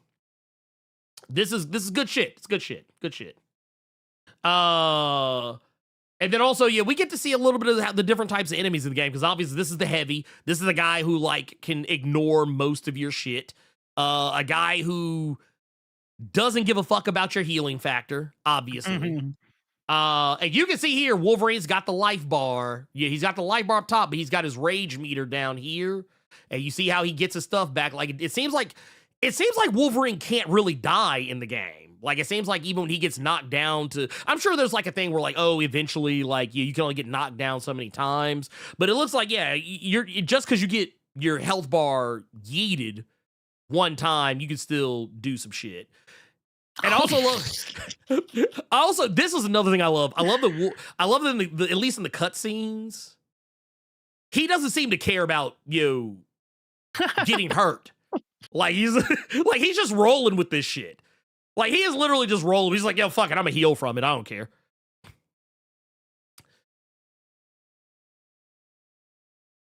Dude, that is so fucking crazy right there. I love that shit. That shit looks fucking baller. I don't give a fuck what nobody says. I do want a video game where someone with flesh, like obviously not these people, right? But like someone with flesh gets hit by Wolverine, and it really only should take one. one hit, Just one hit. and they're just Yeah. agonizing on the ground with their face split open, like, oh my god. You know what you know what I want them to do for this game? I don't know if they will, but what I want them to do for this game is I want them to have a mode called realism mode. Right. So, wait. I want to go back because there's some tidbits in here that are really nice. There's some tidbits in here. I want to go back. Well, obviously, hair shirt. This is hair suit Wolverine. Which, by the way, look at him. He looks good. This guy looks good. I like it. Yeah. They found a way to do the hair kind of like similar to the movies, where they're like they did the hair in a way it doesn't look ridiculous. It looks like pretty spot on. Let's see. Can I get back to that one shot? Hey, the X. I wonder if that's is that a Logan reference? Throwback? Yeah, is that a Logan? No, the thing when he was, remember, he's like he's like crucified on the thing. Yeah. It might be. But I want to look at this first because right here we got one of our first villains in here, and this is Ogun, I believe. This was the guy that had trained Kitty Pryde into being like an assassin. Basically has the same powers as her, damn near. It's kind of like a wraith type character. So we got this guy. That's gonna be funny. And then you got this right here. You got this right here. This is definitely a shameless plug for X-Men. Yeah. It's definitely a shameless homage. I'm here for it. I'm definitely here for this. I love it. I love how. What is that? What's that? I was gonna say, I wonder what that is in the left. Is that just a dead body or something? No, that was a bloody person. It might even be Wolverine. It might even be Wolverine. Got it. But like you see here, like he's wearing like the classic Wolverine fit, slicing and dicing everybody up. We love that. We also got Omega Red, which one of my favorite X villains. I love me some Omega Red, so I'm here for that. Love to see it. And then we've got Mystique. Got Mystique right here. She's in here, and she's one of those I'm sure will. Goddamn, she yanked the fuck out of her ass. But then we've also got the hand. We knew about the hand because of the leaks of the game originally. This is actually stuff that was in the original leaked gameplay footage. They're obviously in Madripoor or somewhere thereabouts. Jean Grey, who we already saw. Sentinels, which that's pretty baller right there. It looks like these are human-sized Sentinels because they're literally standing next to Reavers. So these are kind of like the Sentinels we saw like back in the old, some of the older comics. The Sentinels that are about roughly the same size as a person. Another hand ninja right here. So yeah, we got that. And then we got the big boy, Sabretooth. We got Sabretooth, which we knew about Sabretooth. We knew Sabretooth was gonna you know what? Is it a Wolverine game without Sabretooth? Like, you have to be there. Someone said on conventions. Someone said that hand ninja was Deadpool on Threads. Dude, get me out of here. Get me out of here. I fucking hate it here if that's the case. But yeah, this looks like it's gonna be crazy. Oh wow. Yeah, this is wow. Oh, wait, hold on. I gotta go back. I can't tell who. I'm not 100% sure who they got to play this guy or who they got to be like the face model for him. But I'm feeling it. This I like this. They found a way to. It's like he's wearing like a combination of his Team X costume and his OG costume. If that makes any sense. But this is definitely a scene that takes place in like a flashback almost. If I had to guess, because that's definitely. Oh, then we got the brown and yellow fit, dude. Yeah, dude, fuck this shit, man. I'm playing this goddamn game. I'm gonna play it now. I do have complaints. Brett Gibson. Wait, who is it? I don't know who that is. Brett Gibson. Brett Gibson. Here, let's see who that is. Night of Badassdom, Stranger Things, Tales of Transylmania, Hot Rod Horror. It looks like a B-list actor. Okay. I mean, that's fair. Yeah. But I fucks he's with got it. the look. Yeah. I fucks with it. I mean, let's be real. I wish I was a B-list actor. Oh yeah. Okay. Never mind. I know who he is now. It took me a minute. To like I fully don't know. clock it. Not one of these movies. What So what do you know him from? Knights of Badassdom. is the movie that I'm familiar with. It's kind of like the same. Peter Dinklage. Yeah, okay. Yeah, so it was one of those movies where basically like there's some weird, like they're like some kind of like Ren Fair, like kind of D&D like centric And they thing. get teleported to like a Well, like crazy Right? shit starts like popping off. Like basically there's like all this magical, mystical, crazy shit starts popping off. And then like they have to like fight back against these dark forces or whatever. It's a movie that does not take itself seriously. It's not a serious movie at all. Like it's low budget as fuck and it's kind of intentional. But it's really good. Really good shit. I like it. But yeah, like I said, I'm here for it. The only thing I take umbrage with is I learned a little bit about some of the story details of the game. And I ain't gonna hold you. The story sounds like it's gonna be ass. But that's just me. That story sounds like, if the story is still the same story that was in place at the time that I am aware of, it sounds like that's just gonna be cheeks. It feels like this is gonna be that game. I basically am going to this game just assuming it's gonna be a game that I only play. I like when the cutscenes come up, I'm probably gonna skip them. I'm probably like, yep, give me back to the gameplay. I just want to fight. It's gonna be one of those. Okay. Basically, yeah. Treat this like Devil May Cry. I don't give a fuck about. Again, some of the cutscenes are cool. I'll watch them once, but if I go back and play this shit again, it's gonna be skip. I just want to. Oh, I thought we were talking about the show. I was like, what? Yeah, like no. The show? no. Talk about the games. Got it. At least I am. But no, speaking of, let's go ahead and dive in because we got some super chats that we got a super chat that I want to. We got one here. This is from Veil Delir. This kind of speaks what we were talking about earlier. We were talking about Lao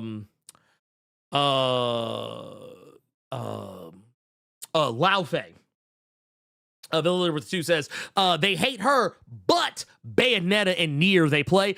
Like I said, these people are not serious. They want to play games where they play as waifus. And there's nothing wrong with that. If you want to, I like a waifu game every now and again. There ain't nothing wrong with them. But the thing is, I also don't sit there and complain when I play a game that has a woman in it and she's not like like she looks like a real actual woman. I don't get mad. I don't get angry. I don't I don't go on the internet and make it everybody else's fucking problem. Right. So, I mean, why can't I masturbate to this video game? Yeah, because that was the thing. Remember, because I think Will Gracious brought up Stellar Blade. Remember how Stellar Blade, people who loved Stellar Blade got mad when some of the costumes, the sexiness of them got nerfed. Yeah, they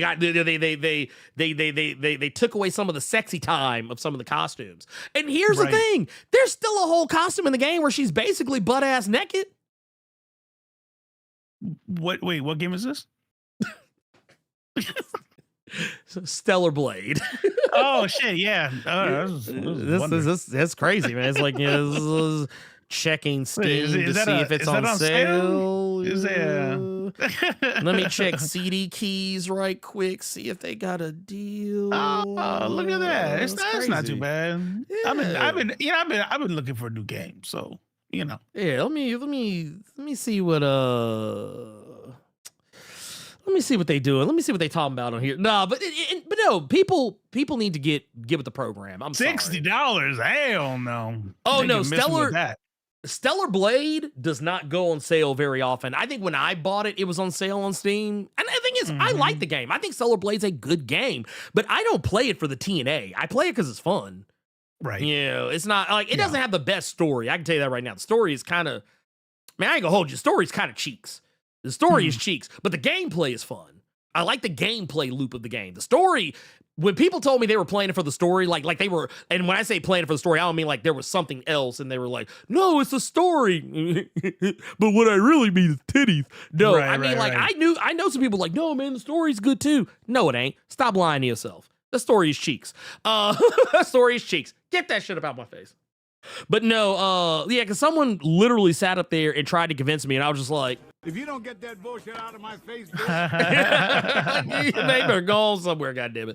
Leave me alone. Stop lying to yourself. That game does not have a great story. I will say it does have a the story is actually kind of slick woke, which I do like that aspect of it. Yeah. Because it is like about like there's elements of personhood and what makes an actual person, and then like people being persecuted, things of that nature.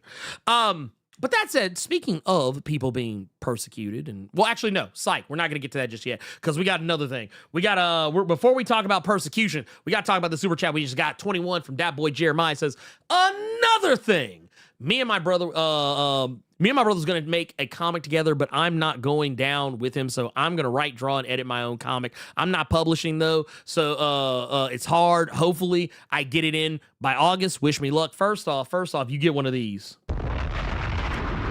You get one of these. You get one of those because going into business for yourself, betting on yourself, and doing the thing yourself is the hardest thing that you can ever do, but it is also the most rewarding and most fulfilling thing that you will ever do. And I promise you, if you stick with it, I think you're going to do all right. I think you might do even better than all right. So please do you. Don't go with that other bullshit. You focus on what you can do and do it yourself. And you know what? Even if you don't do it yourself, even if you have to like get other people to help, because I'm gonna tell you right now, there are people out there like if you only want to write it, there are artists out there that would be willing to draw your shit. You might have to pay them. Now you might have to break off a little bread, but a lot of them will work with you. A lot of them will work with you. Like making a comic is not cheap, but it is rewarding. And I do recommend you do it. So I love to hear shit like this. So yes, please do it. I just want to point out though, you also might fail. So yeah, like that's a possibility. I mean, yeah, okay, yes. But you know what? Yes. It was the journey, and you should be rewarded. You feel, you know what I'm saying? Yes. That is a reality. Realistic expectations, man. I don't want you to be mad at Ernie when this shit don't work out. You know what I'm saying? I mean, look, okay, real talk. I see a lot of comics. People send me a lot of comics. Not all of them are good. And that's all I'll say on that. I'm not going to name names. Not all of them are good, but I can always tell when someone is actually trying. Right. You're right. Even when it might not look potential its best. too, right? It's Yes. like, ooh, there's something to this. This is going to be big if they go. Well, and once again, I think I talked about this before, but remember, we talked about what One Punch Man used to look like. We talked about it. We've talked about it before. Right. One Punch Man used to look like some hot ass. Yeah. Look, like this is what One Punch Man used to look like. I'm just saying. That's wild. That's wild. Yeah. One Punch Man used to look like... By the way, look how she used to look. She wasn't always a sexy toddler. Oh,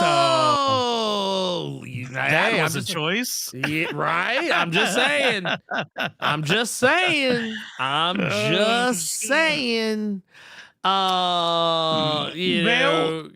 Vale. I was being funny earlier, but I will say that whole like fail, do it again until you don't, you'll get there. Right. I am that dude who is telling you that there is this lie people are told. Oh, that anybody can do anything they want if they just put their heart to it. That is a lie. I think people need to find their gift and then go for it. And when that shit doesn't work out over and over and over, maybe that shit is not for you. You know what I mean? Yeah. You just gotta just work it out. Work it out. And the only reason I say that, I'm like, again, I'm not trying to be funny. I'm just saying I see people. I'm like, bro, you've been going on this shit for 10 years. Maybe you should try something else. There's only so much time on this earth. Well, yeah, no, and like I said, when you look into it, when you and I challenge everyone, go look up what One Punch Man used to look like. Go look and see what book used to look like, and I promise I heard that the web manga still looks like that. I was talking to somebody recently in real life about this. Actually, I was outside the house, and they were telling me they don't even like the new manga and the show because the web manga's still going right now. And Yeah, it's a different canon, and it still looks like that. And they say it's a better story. Mm-hmm. I've seen like it took a long time for One Punch Man to look like this. It took a very fucking long time to get to this point. It did not always look this way. And this is why I often tell people, don't worry about trying to make something perfect. Just fucking make the thing and be done with it. Just make the thing. It's going to get there. I promise you it's going to get there at some point. It might not be right away, but it will eventually get there. I have to tell myself this shit sometimes. Sometimes I psych myself out. I literally had psyched myself out. And I was talking to another comic creator, guy who is way bigger than myself. And he told me, he was like, dude, he's like, you need to quit bullshitting. He was like, you're good. He was like, you are damn good. He said, you need to be doing this shit. He said, quit bullshitting and start making these damn books. And like when he told me that shit, I was like, word? Like, I was like, okay, all right, yeah, okay, all right, yeah. All right, yeah. Because, like I said, sometimes you psych yourself out. But no, I do think that you need to, just believe in yourself. Believe in yourself and give yourself a chance. If it doesn't work out, the worst that can happen is that you can say, at least you tried. Because most people never fucking try. That's it. Like it's get out there, try your dream, and if it's not for you, it's not for you. But don't not try. That's for sure. Real quick, before we get into Devil May Cry, yes, Gothic. You ever heard the game Gothic? Yes. I guess Gothic 1 has a remake, and it's on pre-order right now. Hey, oh yeah, I forgot about that. With the bomb coming in. Oh shit! God damn!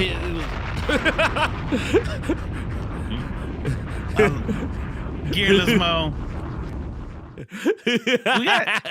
Do we got to start calling you Dad after a certain amount? Right. I mean, honestly, Mr. Gearless Mo. Papa Mo.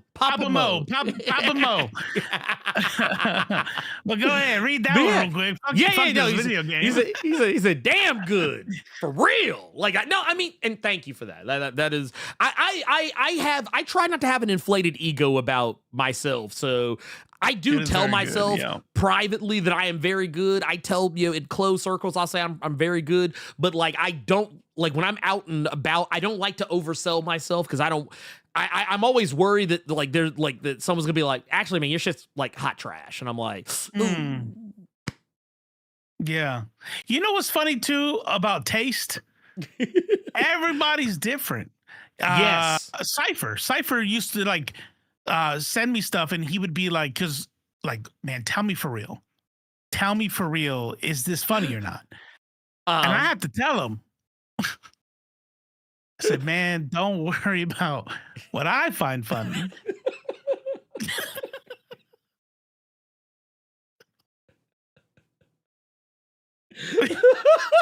Because somebody's gonna find that shit funny. You know what I'm saying? Right. Yeah. Well, no. And the reason why, for real, like, look at British humor, right? Go look at British humor on the beat on something, right? And it's like, and then I said, no, that's water, and everybody's dying. I'm sitting there like, it's like, okay, what was the joke? I don't fucking get it. Oh, that's just British humor. You don't get it, but somebody gets it. You know what I'm saying? Oh, There's corny shit out there all the time. I see that shit with stuff that Cersei watches. Yeah. They'll be fucking dying laughing. I'm talking about roll on the floor, about ready to die, and I'll be sitting there like, did they even say a joke? Bro, let me tell you, you know what's not a thing anymore? My grandson is 5, 6. He's about to be 5 or 6, one of those two numbers. And he doesn't watch cartoons, and does not want to. Mm-hmm. Like, I'm like, nah, you just haven't seen that. Come on, come sit down with me. Come on, let's put on some Ninja Turtles. Like, not my Ninja Turtles, new Ninja Turtles. This is some new shit. Look at this. Nah.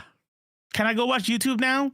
So he goes on YouTube Kids, and he sits there, and there's some like dad, like there's some family rolling around in goop and going like, "Ooh," and I'm just like, all right, That's the new whatever. Saturday. Yeah, no, that's the new Saturday because that's new Saturday morning cartoons for kids. And I'm going to tell you why, because Sirs was the same way. Sirs didn't want to watch cartoons. They would watch like Disney movies and stuff, but they didn't care about watching like the shit that like would be considered normal for kids like when we were coming up. So basically, they would watch like what you were talking about, like they would watch like A for Adley or Ryan's World or any of those other, like, Ryan's World. Oh my god, that shit's so stupid. Yeah. Any of those families that exploit their children for fucking YouTubes. I'm like, like honestly, I wouldn't be shocked if they ever got into like that. What was that show? Was it 18 Passengers or 8 Passengers, whatever the fuck it was? The one where the woman like the Ruby Frankie had like shit. 17 30 kids. Yeah, or some bullshit like that. Yeah. It was the one where like they found out the old girl's kids were locked up in a basement. And she ended up going to jail for that chick, Ruby Frankie. Yeah. But basically, like for me, even like it was Mike just brought up here. Or not Mike, but Gearless just brought up here. Gearless just brought up Japanese humor. I'm gonna tell you right now, Japanese humor is hit or fucking miss with me. Like, case in point. Yeah, for me, it's miss and miss. So, you know. I'm like, I don't get it. He got hit in the dick. Oh, that's what that was. Again. Holy shit. Twice. So there's a season of Kamen Rider 01, where the main character, like his profession is that he's a comedian. But the thing is, he's a bad comedian. He's not good. Okay. He's not actually funny. That's the plot.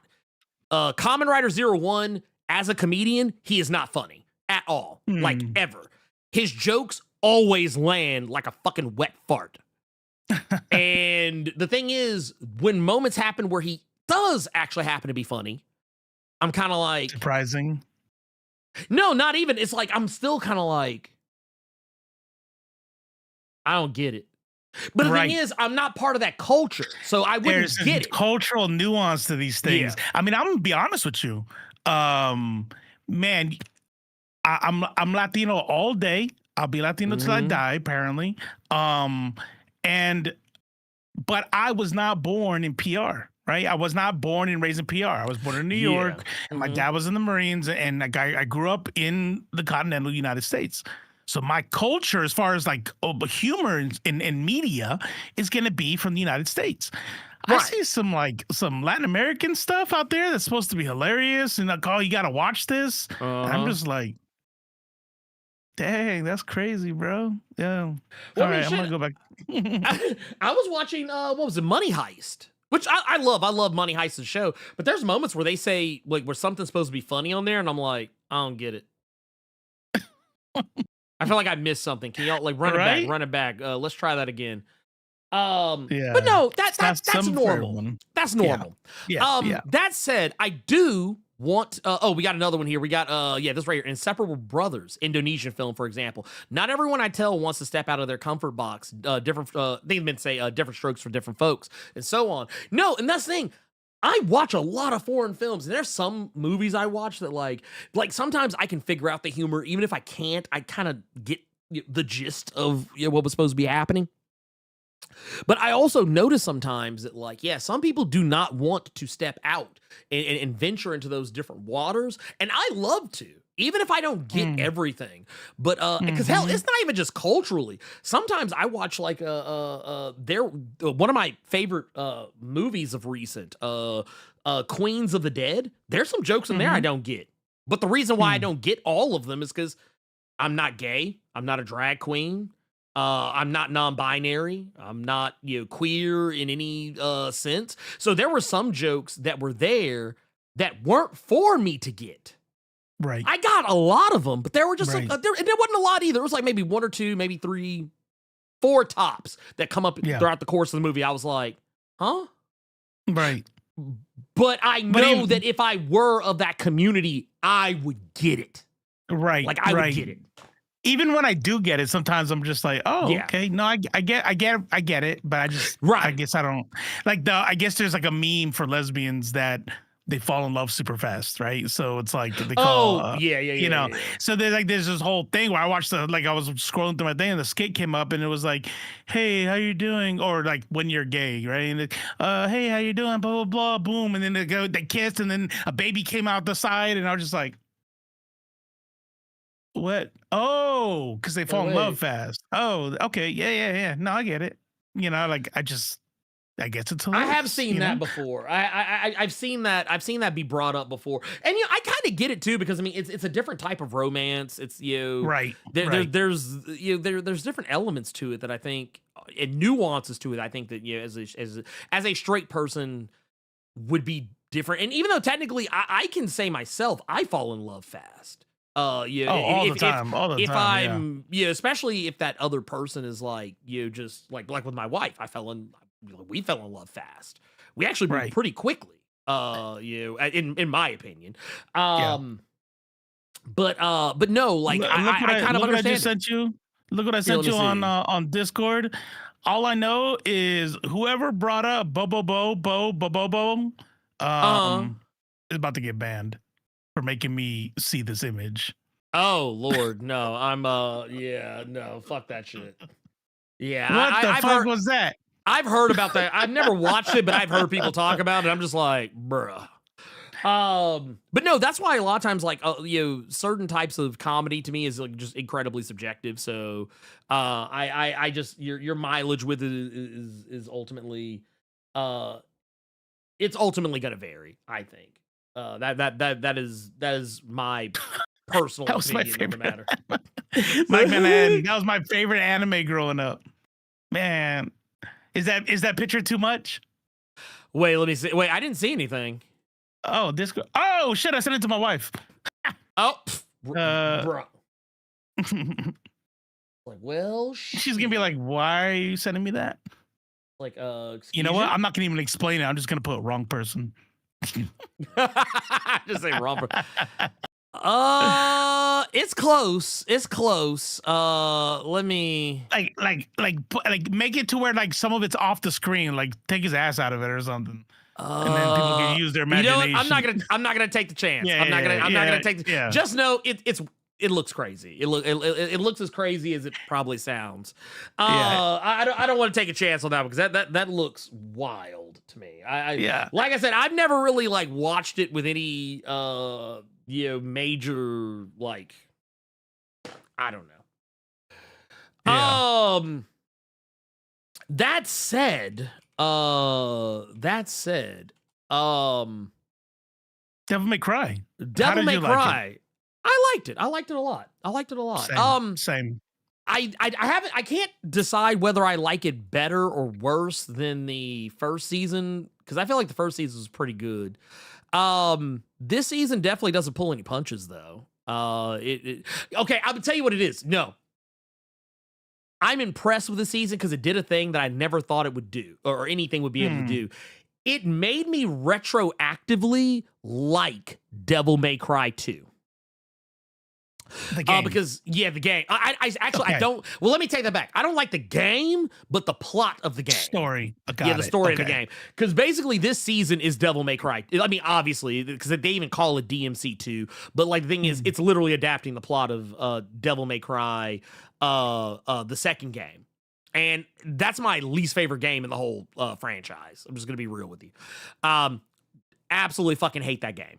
Absolutely fucking hate it. Cannot fucking stand it. I think it's spoilers. How about we say spoilers, but not for the finale?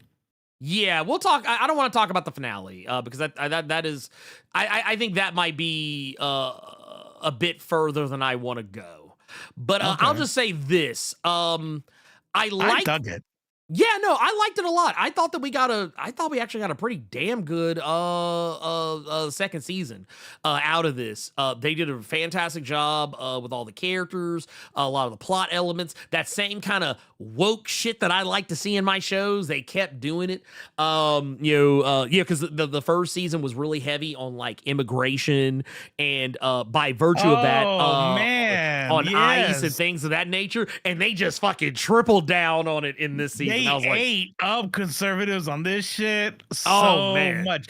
And I'm gonna tell you Yes. what, I'm sitting there and I'm watching it, and I'm watching them in hell, and I'm watching them have American flags, and I'm watching them actually start fucking up the demons.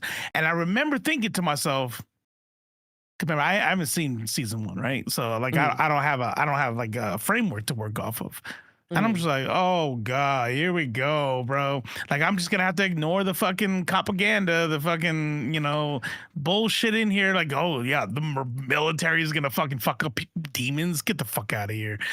it literally And then they go in. they go Then in. they go in. I'm like, oh no, I love this now. Yeah. I fucking love this now.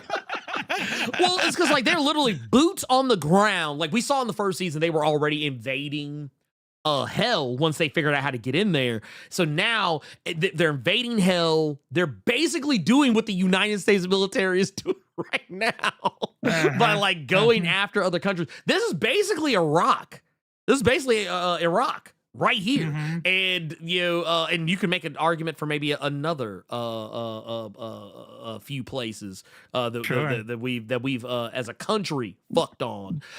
Getting sent out just to be fodder for some political maneuvering. Yeah. Yes, 100%. And honestly, kind of very similar to some other things that were going on. Take One care, of the things I saw that yes, please, have man. We really enjoyed you. Thank you. But yes, how you feel about people who say it's not faithful to the source material? Don't care. Yeah. I mean, I'll say this: if someone is angry that it's not faithful, I understand. But for me, I actually thought it was fine because I'm not that married to the lore of Devil May Cry. I love the games. I love the action. I like the story too. But honestly, if this to me is a better alternative to playing Devil May Cry 2. Right. Now when the third season comes along, check back with me. Because Devil May Cry 3 is my favorite in the franchise.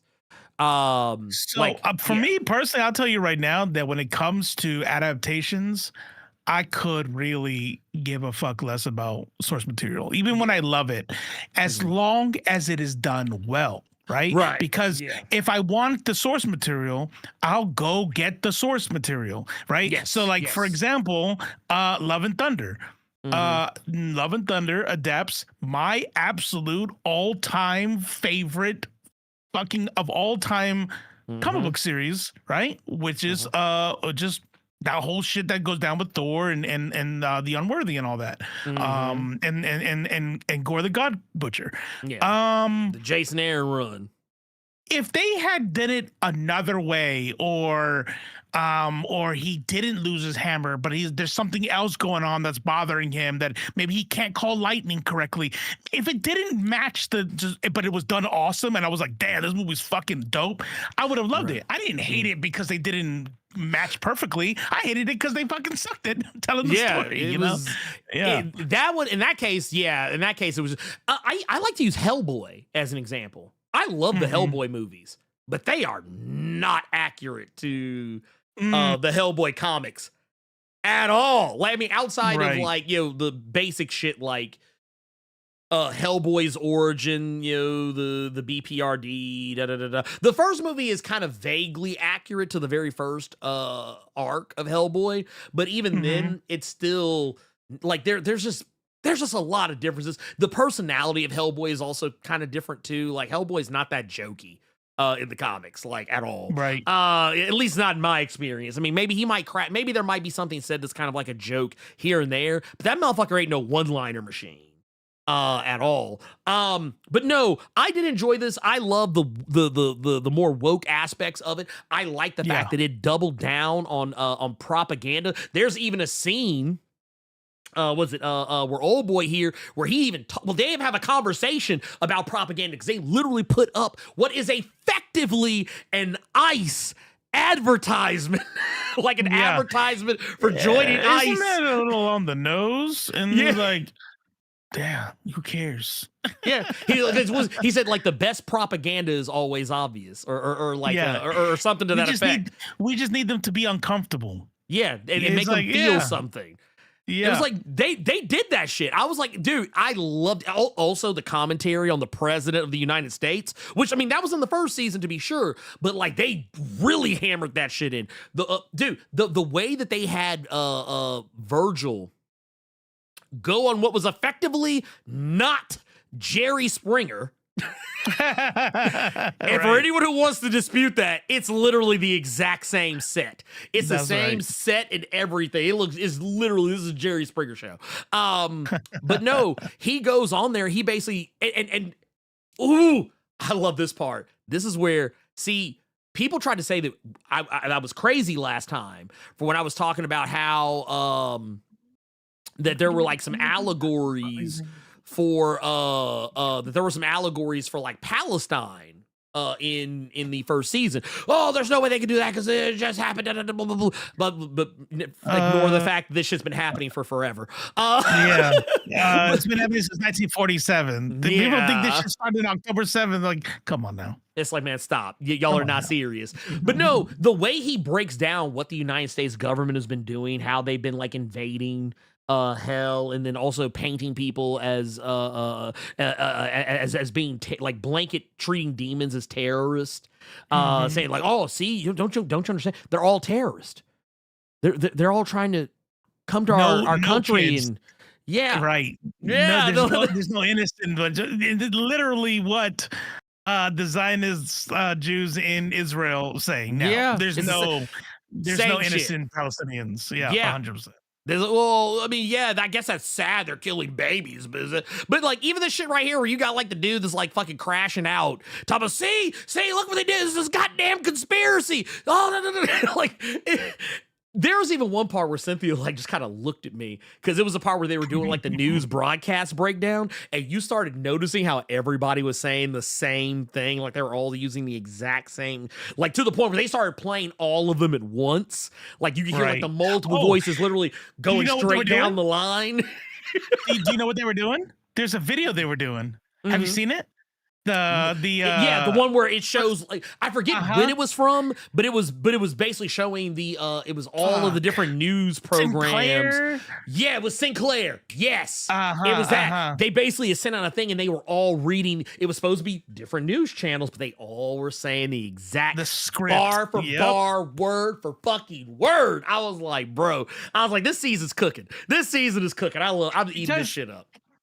I'm eating this shit up. Wait, you said who took over for Kevin Conroy? Here, I can pull it up right now. I don't remember this guy's name. But the guy that took over is Baines. Here, let me see if I can, because I don't remember the guy's name. I really don't. I wish I did, but I don't. There we go. Bam. Let's go here. Cast and crew. Let me go here. Let me go to this version so I can see it. I'm trying to remember dude's name because it's somebody that I'm at least vaguely familiar with. Let's see here. Let's go to this one. I think it's on this. Ian James Corlett, who I'm not. Actually, no, I take that back. I'm not terribly familiar with, but apparently they've done work on a bunch of other animated stuff. Let's see here. Looks like, oh wow. Looks like they did stuff for Justice League back in the day. They played, but they mostly did like kind of no name characters, like kind of like extra voices, things of that nature. But they did do something for the Dragon Prince and the Ratchet and Clank movie. But yeah, beyond that, he did a serviceable job. I mean, honestly, I don't think anyone's gonna beat Kevin Conroy on that role. But it was very obvious when I was listening to Baines speak. It was very obvious that it was a different actor, which I mean, it duh, because motherfucker that played him, Kevin Conroy, he's gone to glory. So I mean, it made sense. But I will say Baines played as big a role as he did in the first season, so his presence was missed. His presence was definitely missed.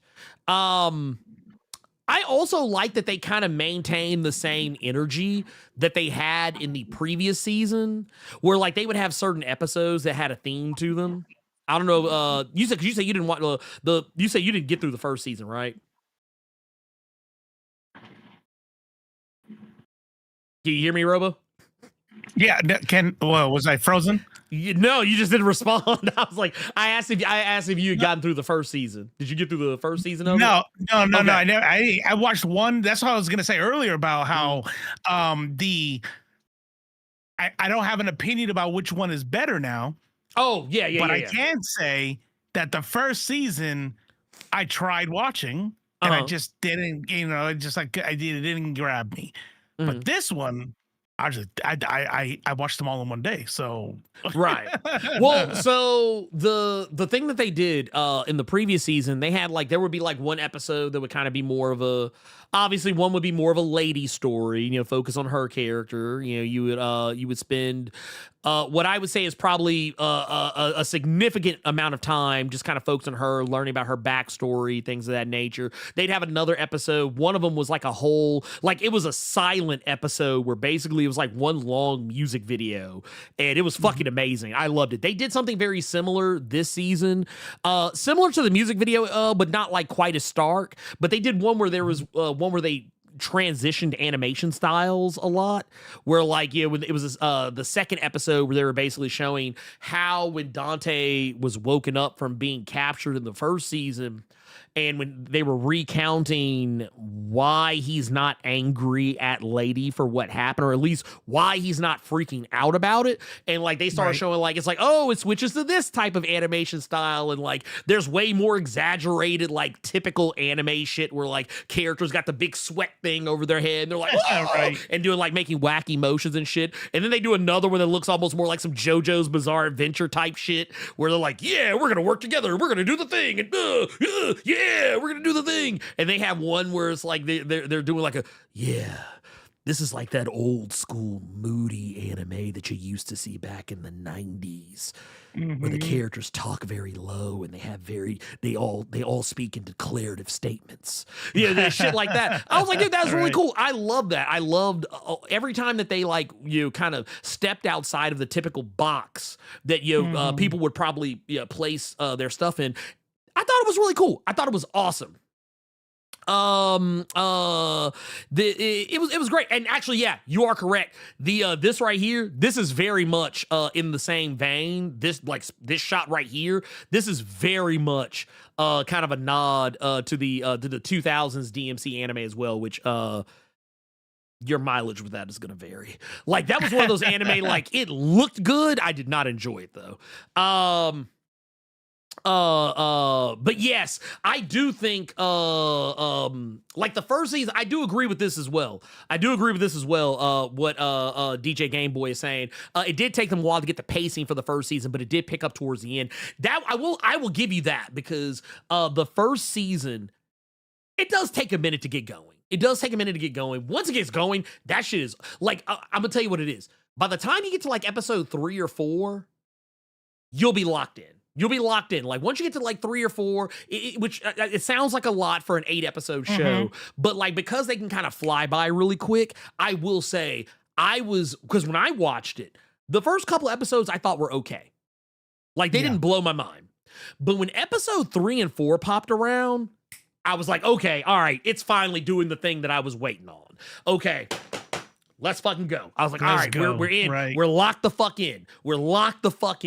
I was like, I'm with this now. But no, I love this season. Season was fantastic. I love the dynamic between Virgil and Dante, because that's the one thing that's real easy to fuck up, is that dynamic. They made sure that they took care of the story in this regard, where they kind of showcase, why does Virgil have beef with his brother? Is it just because they were separated?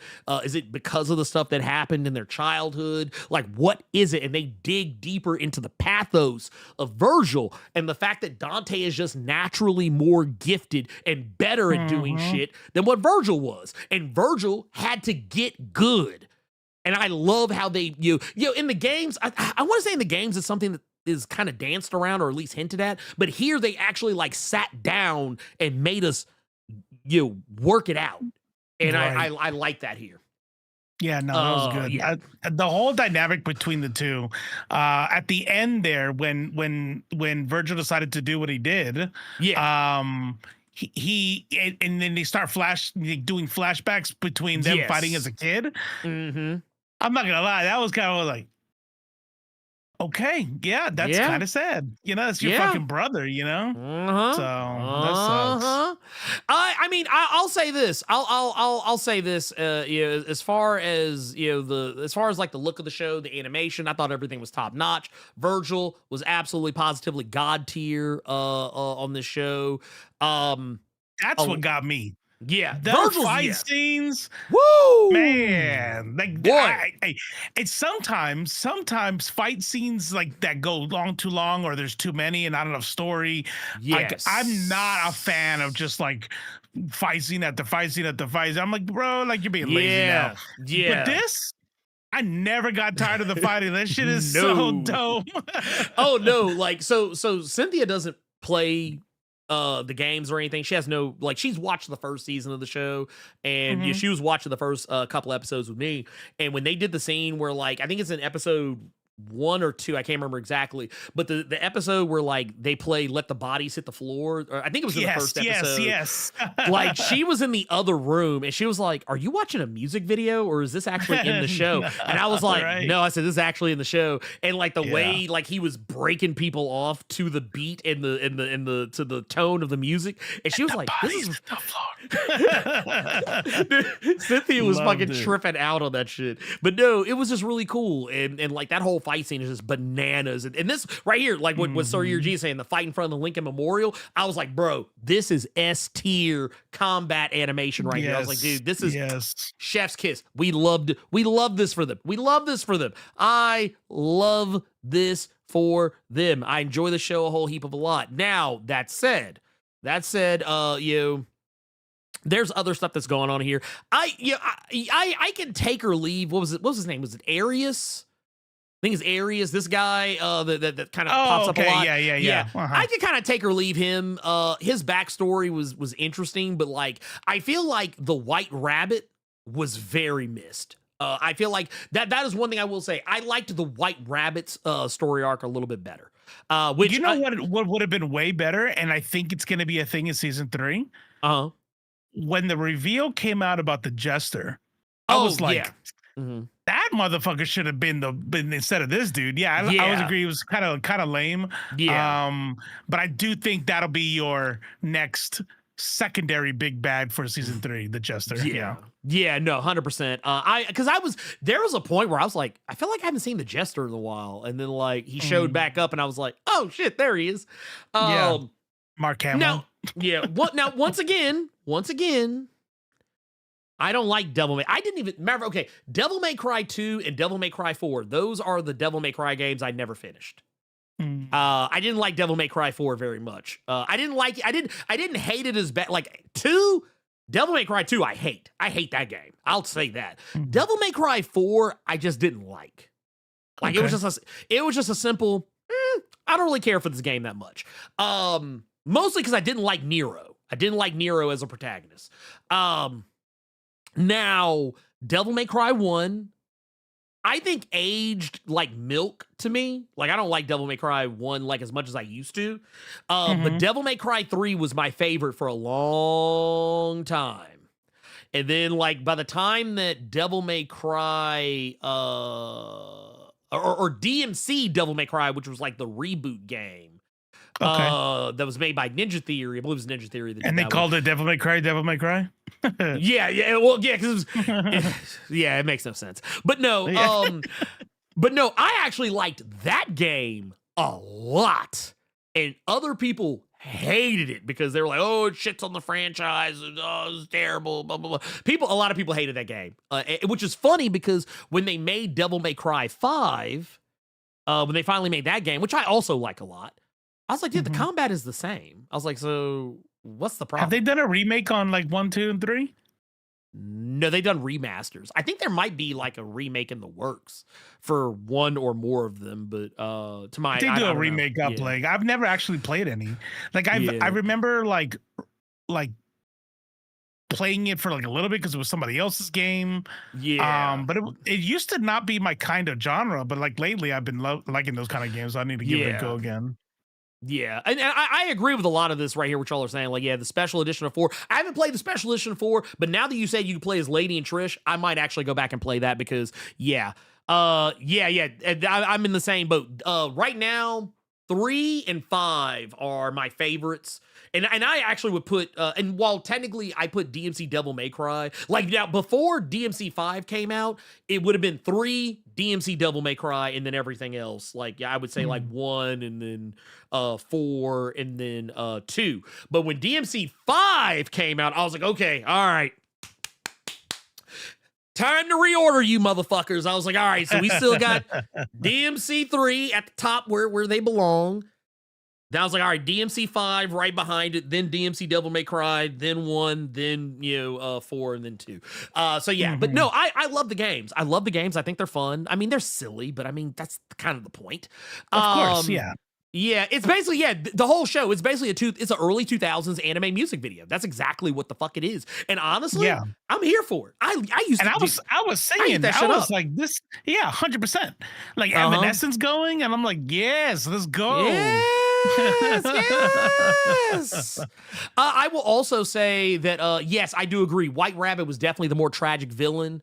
And yes, and everything with he Lady ended up being a real human, right? Because I remember them talking about that in the in season 2. Yeah. So basically the whole thing was that like he wasn't actually a demon. He wasn't, and that was kind of where they got into, once again, we were still kind of digging more to like the whole immigration of it all and how like how the demons were being painted as just being entirely evil across the board when in reality they were not. They were not right. Just another species. Yeah. Yeah, they are people. They are nuanced. They're not. They have different hopes and desires and wants. Not everybody in hell fucks with Mundus like that. It becomes really you clear saw that when they had slaves, they had children that were beat. Yeah.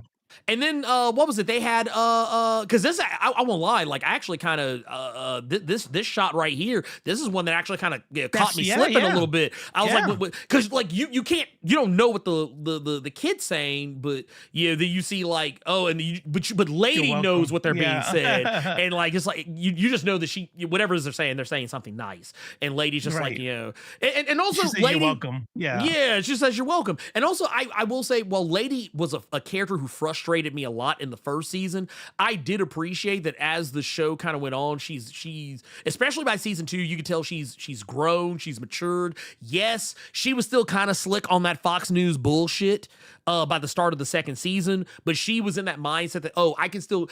She was like, yes, Darkcom is fucked, but I can change the system from the inside. I'm gonna try and like do things by the book, and maybe if I am the person who has my hand on the trigger, I'm in charge. Maybe I can make a difference. And she learns, no, you cannot change the system from the inside. That is a fool's fucking errand. Right. So she smartens up and kind of gets her shit together, and I like and that. And so does Bob or Joe or whatever the fuck his name was. I thought that was kind of cool, little side story. Yeah. The was it the football? The football guy. The dork. Yeah. I'm not gonna hold you. He looked like such a throwaway character when he first he got on the show, and I was just like. Which I think is supposed to be, right? Right, yeah. Just some little comedic thing, and then it's like, holy shit. He's actually got an arc. Well, they did something similar in the first season with another character. They had a character who wasn't really, like, important to the overall plot, but as the show went on, he became more important, or at the very least, his storyline had weight. You could agree or disagree with how he did shit or how he evolved, but it's like, oh, wow, that dude actually became... So I wonder if that's just a thing they're just doing. They just have, like, this random character that you don't... It's like, oh, we don't know what's going to happen. oh, hey, wait, but this guy's more important than we thought. Isn't that crazy? Yeah. Also, shout out to Veil Delir with the 2 says, yeah, if they did anything 1-to-1, others would spoil it. And that's exactly the shit I'm talking about. Like, that's why I don't care about adaptations being like, yeah, be accurate about like, right, the world building, the world, yeah, or like maybe the aesthetic, Yes, but as far as like the plot, I don't need the plot to be 1-to-1 because that's why I actually already got that plot. well, it's the reason why like anime and manga, I've kind of gotten to a point now where I don't like reading manga that I know has an anime coming out soon. Because like a lot of times they do adapt that shit 1-to-1, and I'm like, well, I already know what's gonna happen, so why am I watching this? That's And it right there. That's it. Like, Yep. Like there's so many times where like when like you and Chris are talking about something, and they're like, yeah, like, oh, the end of this. I'm like, well, I'm not reading that manga, you know, because I want to watch the show. Yeah. This right here. Okay, first off, this right here, I got to give you one of these. Message. You can't change the system from the inside when it is working as intended. People are not ready for this conversation. Right. I'm so sick of people telling me they're going to change the system from the inside. You cannot. The system is not broken in the eyes of the people who created it. The system is working as intended. It is broken for us. But yeah. If the system is broken just as and it's not what was intended, yeah, maybe you can. But when the system, as it was created, is doing exactly what the fuck it's supposed to do, empowering the rich, empowering the people of means, and disenfranchising those that don't have either, you can't change that because they want it that way. And dude, yeah, no, this right here, this is bars right here. This is like, honestly, that's a fucking house motto down there. That's a fucking house motto 100%. down there. That's why I need more people to live by the whole, like, what do they say? Black faces in high places will not save you. Black capitalism is not going to save you. Nope. You know, the whole we would have been at brunch by now is really it's just immoral, if anything. You know what I mean? It's like, oh, at least genocide would still be happening, but at least I wouldn't be here. Look, like I said, we need more Fred Hamptons and less what's that dude's name that did the filibuster? Can't stand that motherfucker. Oh, Cory Booker. Yeah, more Fred Hamptons, less Cory Bookers. Oh my God, I need that Michigan fist. I need to actually put that on the soundboard. Oh my God, I hate Cory Booker so fucking much. That dude's a fucking clown. I was like, dude, you know what? I remember I used to try and tell people, like, man, I don't know. There's something about that dude. He ain't passing the smell test. I just get this sneaky suspicion. But like, no, man, he's a brother, man. He's a brother. I was like, I don't know, man. Don't matter. I don't know. Man. Now, I do want to get to this one because I do want to kind of get to the controversies because there are some things in this season, or not this season, but things that are going on behind the scenes with the show that I do take umbrage with and kind of make me happy that I watch the show the way that I do. Right. But this one, Sir Glizius brings this up. Says, by the way, Shankar, talking about Adi Shankar, the guy who's behind this whole thing, says is a huge Asmongold fan. Disgusting. Oh, wow. And also, he thought DMC was a dead franchise and he saved it. Yeah, okay, I'm gonna tell you right now, Shankar has said some really dumb shit. Because I was actually looking this up recently, right before watching the show. I remember when he brought up something about how, like, let me see if I can find it. I want to make sure I articulate this exactly as intended. But no, so basically he tried to claim that the Russo brothers were like the worst thing that ever happened to Hollywood or some shit like that. Which is crazy considering that they basically saved Hollywood. Right. He was basically talking about their Marvel movies, which I thought was fucking stupid. And then like, what was the other thing? I don't care about the political messaging that people didn't like in the show because I feel like at least on that level, Adi's mind was in the right place. Whether he believes any of those things that he put in there is another story altogether. It could be fake wokeism for all we know, but at least as far as like what is in the plot, the message is there, and I'm willing to accept that as is. But the fact that he's a huge fan of Asmongold is a huge red fucking flag because Asmongold is a whole fucking Nazi. Even if he's one who's an ill-informed Nazi. And I do agree with this one. Asmongold's a stinky dude, right? Yeah, the dude that had the roach crawl over his camera or whatever that one time. The guy who lives in literal filth and squalor. He says, I feel like Roosevelt says, I feel like Shankar would suck up to anyone in power and sprout anything. Yeah, no, this is it. This right here. He oh, man, let me. I'm gonna tell you right now. Man? That's wild. Which here I want to see this. Wait, what is this saying? Because I got questions. Oh yeah. Fuck this dude. He's a whole piece of shit. I don't know. You know what's funny? Okay, so let's have this conversation right now. Adi Shankar.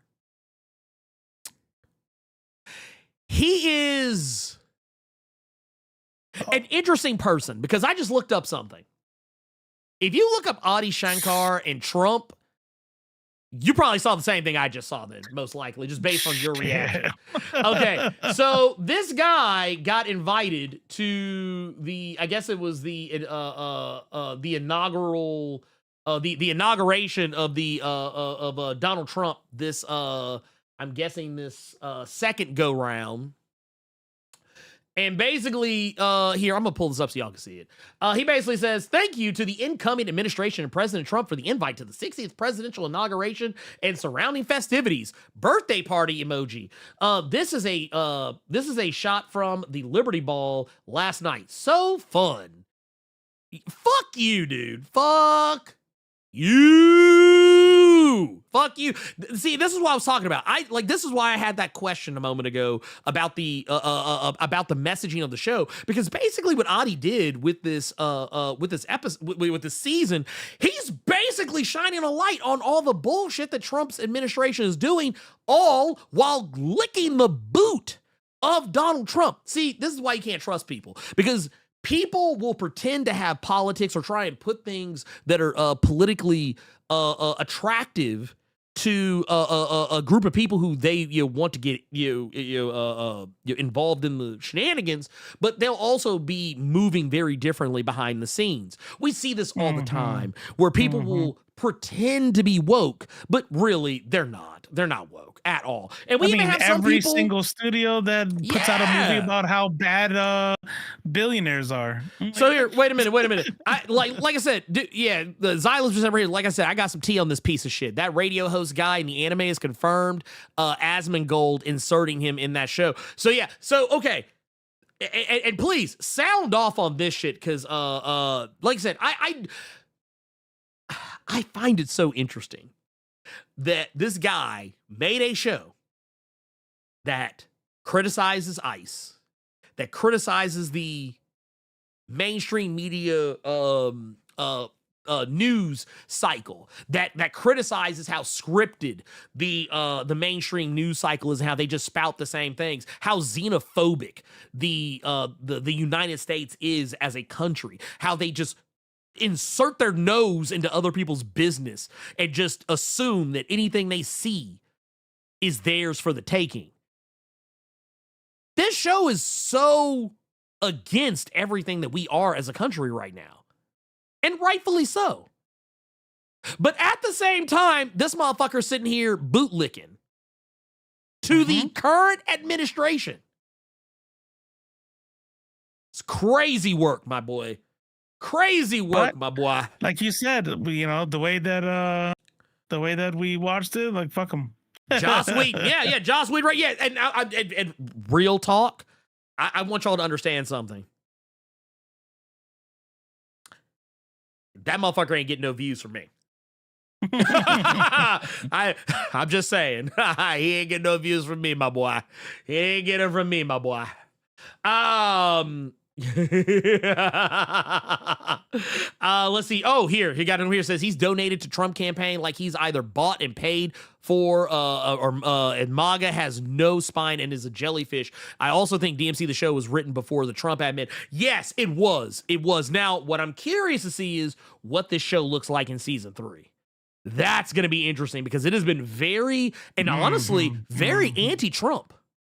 It's been very anti, because I mean, literally, you can make an argument that Baines is basically, what's his name? He's basically Mike Pence. Or you can make a case that he's kind of like old Joe Biden. You can make a case for that as well.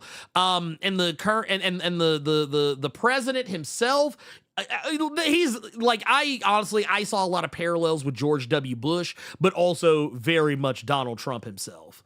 But I cannot wait to see how the rest of that pans out because I'm very interested to know, does he this is what I want to know. Does Adi tap dance or does he stand on business? But my thing is, he can't, if he does stand on business, he can't stand 10 toes down because he's already got several toes deep in Trump's neck of the woods. So, it's going to be, it's going to be interesting. Yeah, and honestly, I saw a lot of people make talking about the pre-war on crime Biden. That's why, I said, I can make a case for Biden. I can make a case for Biden because a lot of people forget what Biden used to be like before he became sleepy. Before he was Sleepy Joe, Biden was a goddamn menace. Biden was a whole fucking menace out here. You know what people need to realize is that it's not just conservatives and anti-woke people that are able to grift. Right. You know what I mean? It's like there are plenty of other people who will sit there and say all this is so bad and blah blah blah while actually caping for these people. It's not it's not unheard of. So the fact that Ari, whatever the fuck his name is saying, yeah. It's not. It doesn't surprise me. Let's see. Oh yeah. This is actually true too. I know for a fact this is true. So if I remember correctly, Netflix does order these shows in bulk, so they probably ordered 20 episodes that they split into 8 3-episode seasons. And I think that is more true than some people might want to believe because Castlevania was done the exact same way. There was a reason why we got that season 1 of Castlevania, and it didn't really take them that long to make the second season. It's because they literally probably had already done it. It was why it wasn't really case in point, they've already said that season 3 is coming. They've already said it. They said it just I think today or yesterday or something like that. It was already announced that season 3 is happening. So yeah, they probably have already, hell, that shit's probably already animated. It's probably ready to rock. Probably, I won't say they couldn't release it now, but I'm almost positive whatever work they're doing on it, it's closer to being finished than not. Right. So yeah. And yeah, it's supposed to be it's supposed to be the next and last season. Yep. And you know what? That might be why, because they're like, oh no, this shit woke. This shit woke. We gotta get it up out of here. They say you get kind of like what they did, because I think we talked about this before. They did the same thing with Star Trek, Starfleet Academy. It's canceled, but they were already working on a second season. So the next season that comes out is the last season. They canceled it. I think the show got canceled almost right after the finale of the first season. And I think the only reason why is because they were already working on season 2. They were and I mean, when I say working, I think they were already filming season 2.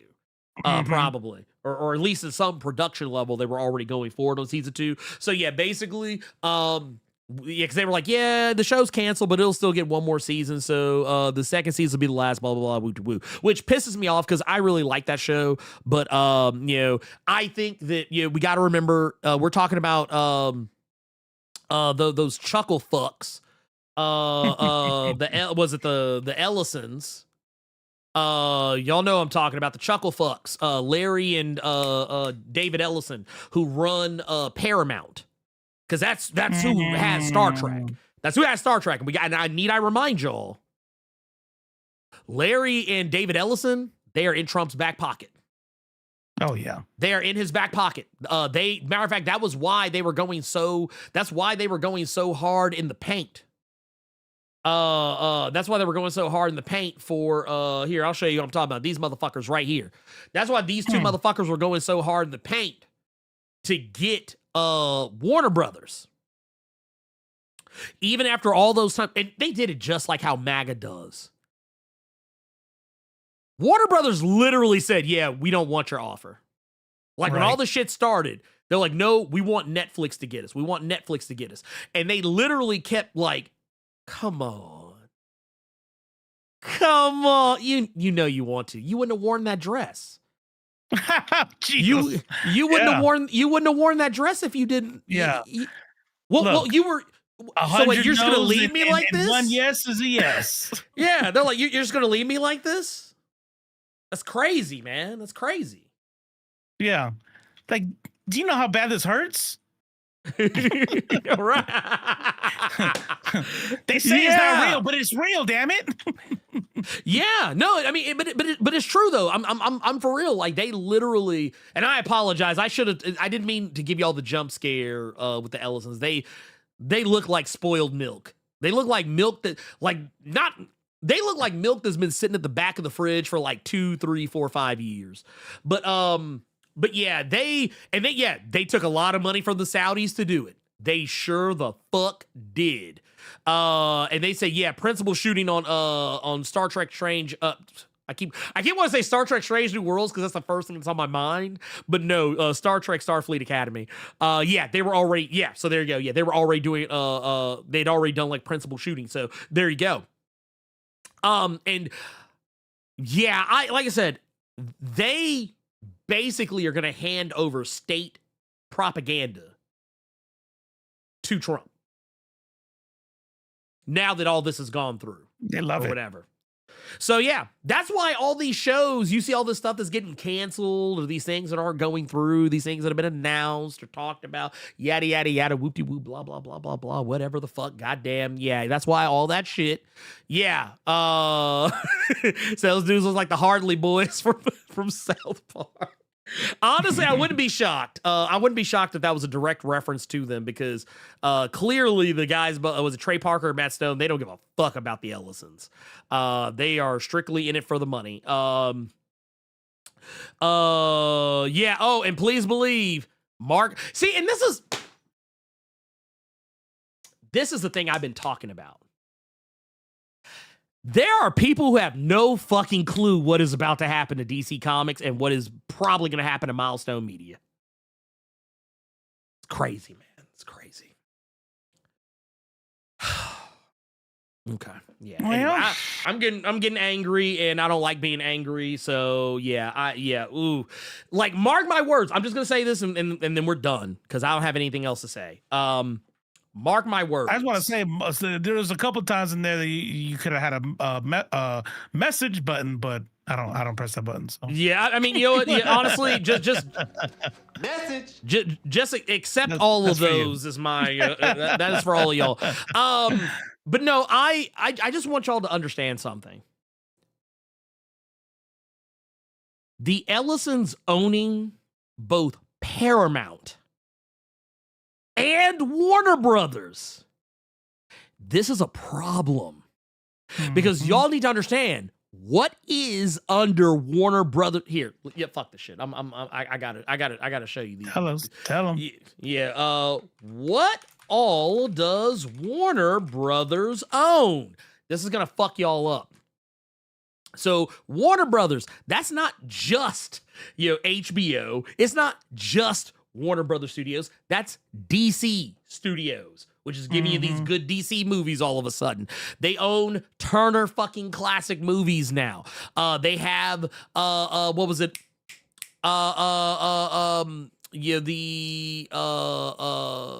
Shit, why am I blanking on the name of DC Comics? DC Comics is under that umbrella of Warner Brothers. So, yeah, matter of fact, here, they own Geffen. They own Fandango Media, which is basically the Fandango app where you can buy like movie tickets and shit. They own New Line Cinema. They own Castle Rock, Spyglass, all of that shit's under Warner Brothers. So basically, not only people are just looking at, they did got a scary movie. Yeah, they got Not scary movie, Scream. Scream. Yeah, they got Scream. They got Hanna-Barbera. That's Hanna-Barbera. That's theirs. The CW. The CW is under the Warner Brothers banner. That's Cartoon Network. That is Cinemax. That's TNT. For Christ's sakes. That's and also I want to you know what here? Yo, fuck that, because y'all gonna fucking listen to me, goddammit. Look at this shit. I'm gonna scroll this shit down. Look at this. Oh, what? Holy shit, look at this. Oh my God. They own DC Comics, Mad, DC Black Label, DC Young Animal, the Sandman Universe, Hill House Comics, Murphyverse, DC Graphic Novels for kids, DC Graphic Novels for young adults. Wait, what's that right there? Milestone Media. Holy shit. That's crazy, bro. Hey, who could have known though? You know, who right? could have known? Who? I need to put the goddamn New Day on here. But like, who?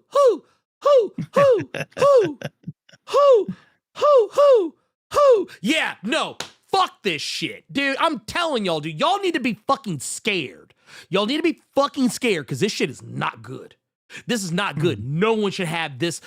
Look, I'm not trying to quote Kanye West when I say this, but I mean this when I say this. No man should have George all that Bush power. True. Yeah, that too. George Bush doesn't care about black people either. But yeah, I'm telling you right now, and this is also so okay. You know what? I said I wasn't gonna talk about this shit anymore, but for all the people that criticize me for the DC blackout, this was part of it. DC has no good reason to do anything perceived as woke. Mm-mm. Oh my God, I wish y'all understood. Look at this shit. They got Wildstorm too, because DC owns Wildstorm now. So guess what? Anything DC owns, guess what? The Ellisons fucking own it. Yeah, here, I'm gonna do this. I said look, jump scare. Yeah, these motherfuckers gonna dictate your fucking future. Yeah. Get ready to kiss them goddamn boots. Get ready to lick them goddamn boots. Because y'all didn't listen to Blerd. I'm just saying. You should have listened to Blerd. Y'all should have listened. I was look, one day, one fucking day, a lot of people are gonna look back and say, damn, maybe Blerd was on to something. Damn, that's crazy. So yeah, when you know, so guess what? When you don't see any black superheroes anymore, when Milestone gets yeeted into the fucking gulag forever in perpetuity, forever and ever, amen. Yeah, don't say I didn't warn you. Don't say I didn't fucking warn you. Because I was gonna say that, but now I'm not.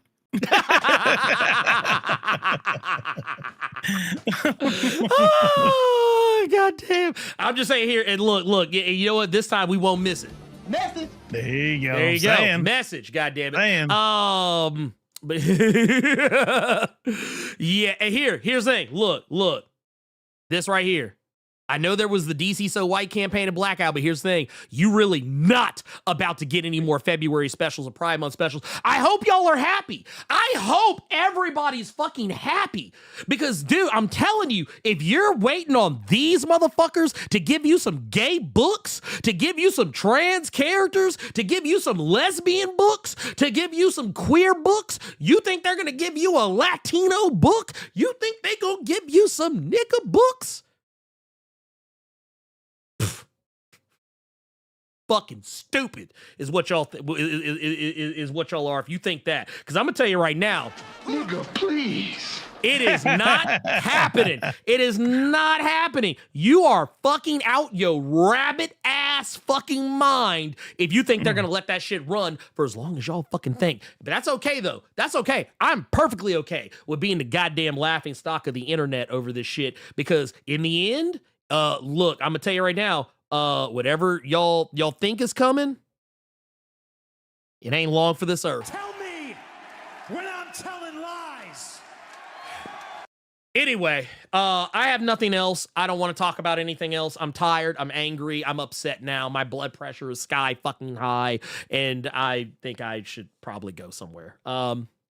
Yes, I got nothing else. Robo, what you got anything you want to say before we get the fuck up out of here? I mean, check me out at leftface.report.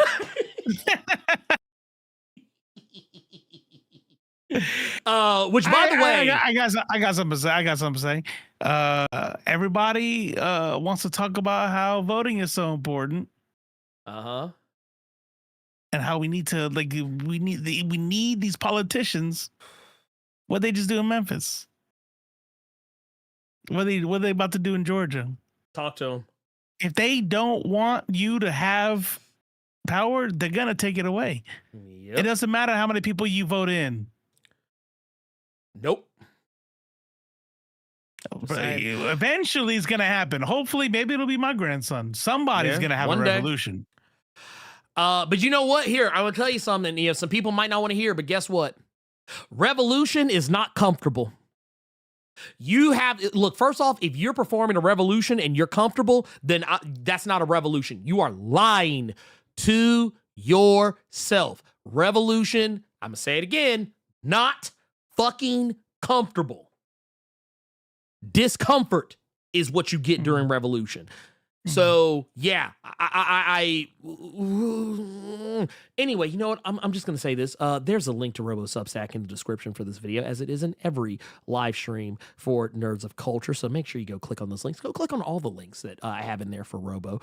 Also, I do have one last thing I want to say real quick, Robo, before we get out of here, and is that we have LoreCon coming up the 26th and 27th of this year at the Durham Convention Center. I will be there. It'll be a great opportunity if you want to do a meet and greet. You want to come meet your boy, the Blerd Without Fear. Your boy is gonna be out there. I'm gonna have a table, which is scary, and just don't be parasocial.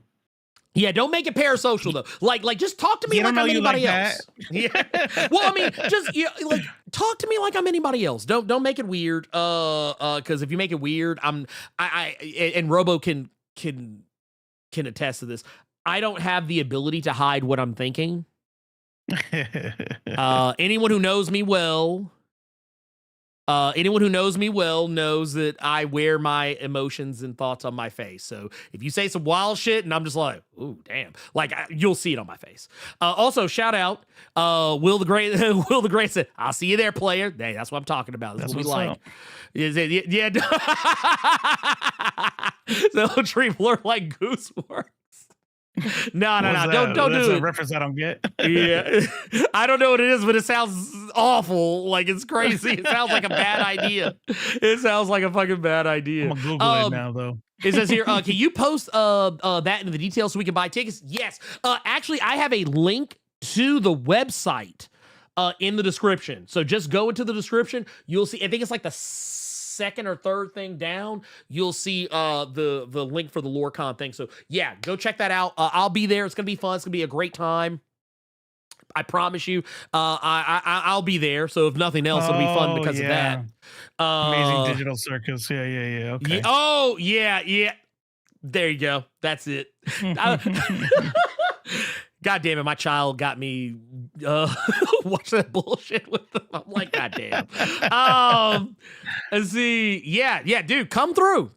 I'll be there. And like I said, I know we've talked about this for a long time, but if you ever, people have asked me, oh, are you ever going to do something? Ever going to do like a meet and greet or have like a meetup or something like that? Well, guess what? This is it. That's the closest you're ever going to get one from me because I didn't have to organize it. I didn't have to fucking organize it. You're going to learn that about me. If I don't have to organize some shit, you get everything you want. Yeah. That's right. I'm like, oh shit, I get to show up. I just show up. Yeah, let's go. But no, there is a link in the description for this video. Matter of fact, I can confirm it is the second line down in the description. Find me at LoreCon this September 26th, 27th. It's going to be great. It's going to be a good fucking time. I hope you all come through. Are you going to have your book printed by then? I'm going to try to. I'm looking. That would be dope. Yeah, I'm going to try and get some. I'm going to I'm gonna scrape some money together in the next month or two and try and get some printed up so I can send take some with me. I don't know how many, because I mean it's gonna be one of those things, like it depends on how much the printing is gonna cost me. I'm just gonna be brutally honest with you, because printing has gone up. Printing's gone up. Just print them at home and staple them together. That would be so fucking like homebrew that, like, You I know? don't like, hey, that's so Hey, put them out there on the table all the same too. wait, why is it like I'm making comics like when I was in fucking like 5th and 6th grade? Right. Yeah, And still charge $20 for that shit. Oh, there you go. I just stapled it. That one's fresh, man. I just put those pages together, my brother. Yeah, go and get that. That's yeah, it's gonna be $20, brother. Yeah, let me get that. No. Yeah, bootleg comics, exactly. Oh, wait. This What happened? What does it say? My man said, resolution's send me all the messed number. up. Well, he said, no, he There said, you send go. me the number. Man, see. All right, look, we'll Oh, is that Moda? Yeah, that's Moda. All right, Dad. All right, you. Oh, wait, We love you. Shout out to Gavin. Say you check out Mixam. I have not checked out Mixam yet. Someone told me about it. That's like I was kind of debating where to go on it, but you're like the 5th or 6th person that's mentioned them. So I think we're gonna give them a look. I'm gonna give them a look. We're gonna give them a look because we got some stuff happening. There's things happening. I have newfound zeal. And things are gonna be they're gonna be popping off. I promise y'all. There's gonna be some wild shit going on. We're gonna be making all kinds of shit happen. And you know what? No one is gonna be able to say that I'm not out here. That's Believe that. It's a good quality, solid printing and see, there you go. That's the and you say that's how you get your print. Okay, so I actually have one of Gavin's sketchbooks, so I can definitely say, yeah, if that's the quality they're printing at, then yeah, okay, yeah, then okay, yep. Where's my fucking pen? It was hidden from me. I don't appreciate that. So yeah, here, let's do that. We're gonna mix it. Yep, we're doing that. That's who's getting my hard dollars. Also, shout out to Vale Delir, said Yujiro Hanma in Tekken set them people off. I ain't gonna lie, I don't even fucking play Tekken like that no more, because I realized I'm washed in the spectrum of Tekken. But when I saw Yujiro Hanma like be announced, I was like, okay, all right, well, I guess I might have to get back on this bullshit. It said, peace, brothers and sisters. Hey, peace to you as well. Thank you for both of those $2 super chats. We appreciate you. Thank you so much. I'm gonna say it. And they have stuff set up for comics explicitly. Okay, yeah, there you go. There you go. Fuck it. That's it. Nobody else is getting my money. Nobody else is getting my money. Nobody else is getting my hard-earned dollars. Let's see here. They say, yeah, don't know how the pricing will break down for something as small rather than like 80 pages or with today's money, but they've always been reasonable for me and their setup is super easy. So yeah, so basically, oh man. So what I might do, okay, yeah, yeah. We'll get at the very least, we're gonna issue 1 printed. We got like we got a chunk of issue 2, so I can't do 2 yet. But oh man, that's gonna be amazing. If I can get what I want to happen, huh? At least issue 1. Yeah. Well, no. So the reason why I said that is because some of y'all don't know this yet. Well, yeah, y'all do know. Maybe y'all do know. I don't know. Shit, y'all might know a lot of shit. Anyway, so I have a second comic that is being made. And it's being worked on currently. It's in the process right now. We've moved forward on the production on it, and I think it might be ready by the time that convention comes around. If it's not ready or at the very least, it'll be close to being ready. So hopefully, depending on when that all falls down, shit, I might have more than one comic series to throw y'all's way. Maybe. We'll see. We'll see. But yes, let's go. Let's go. We're gonna do the thing. Thank you. And Gavin, thank you for sending that my way. Because if not to say that, to everyone else who's recommended Mix Him, it's not to say I didn't believe y'all, but now I got Gavin telling me this, so I'm sorry, I believe him. I hate to do the thing where it takes the white man to tell me something for me to listen, but in this case, yeah, I did it. I apologize, but that doesn't make him any less right.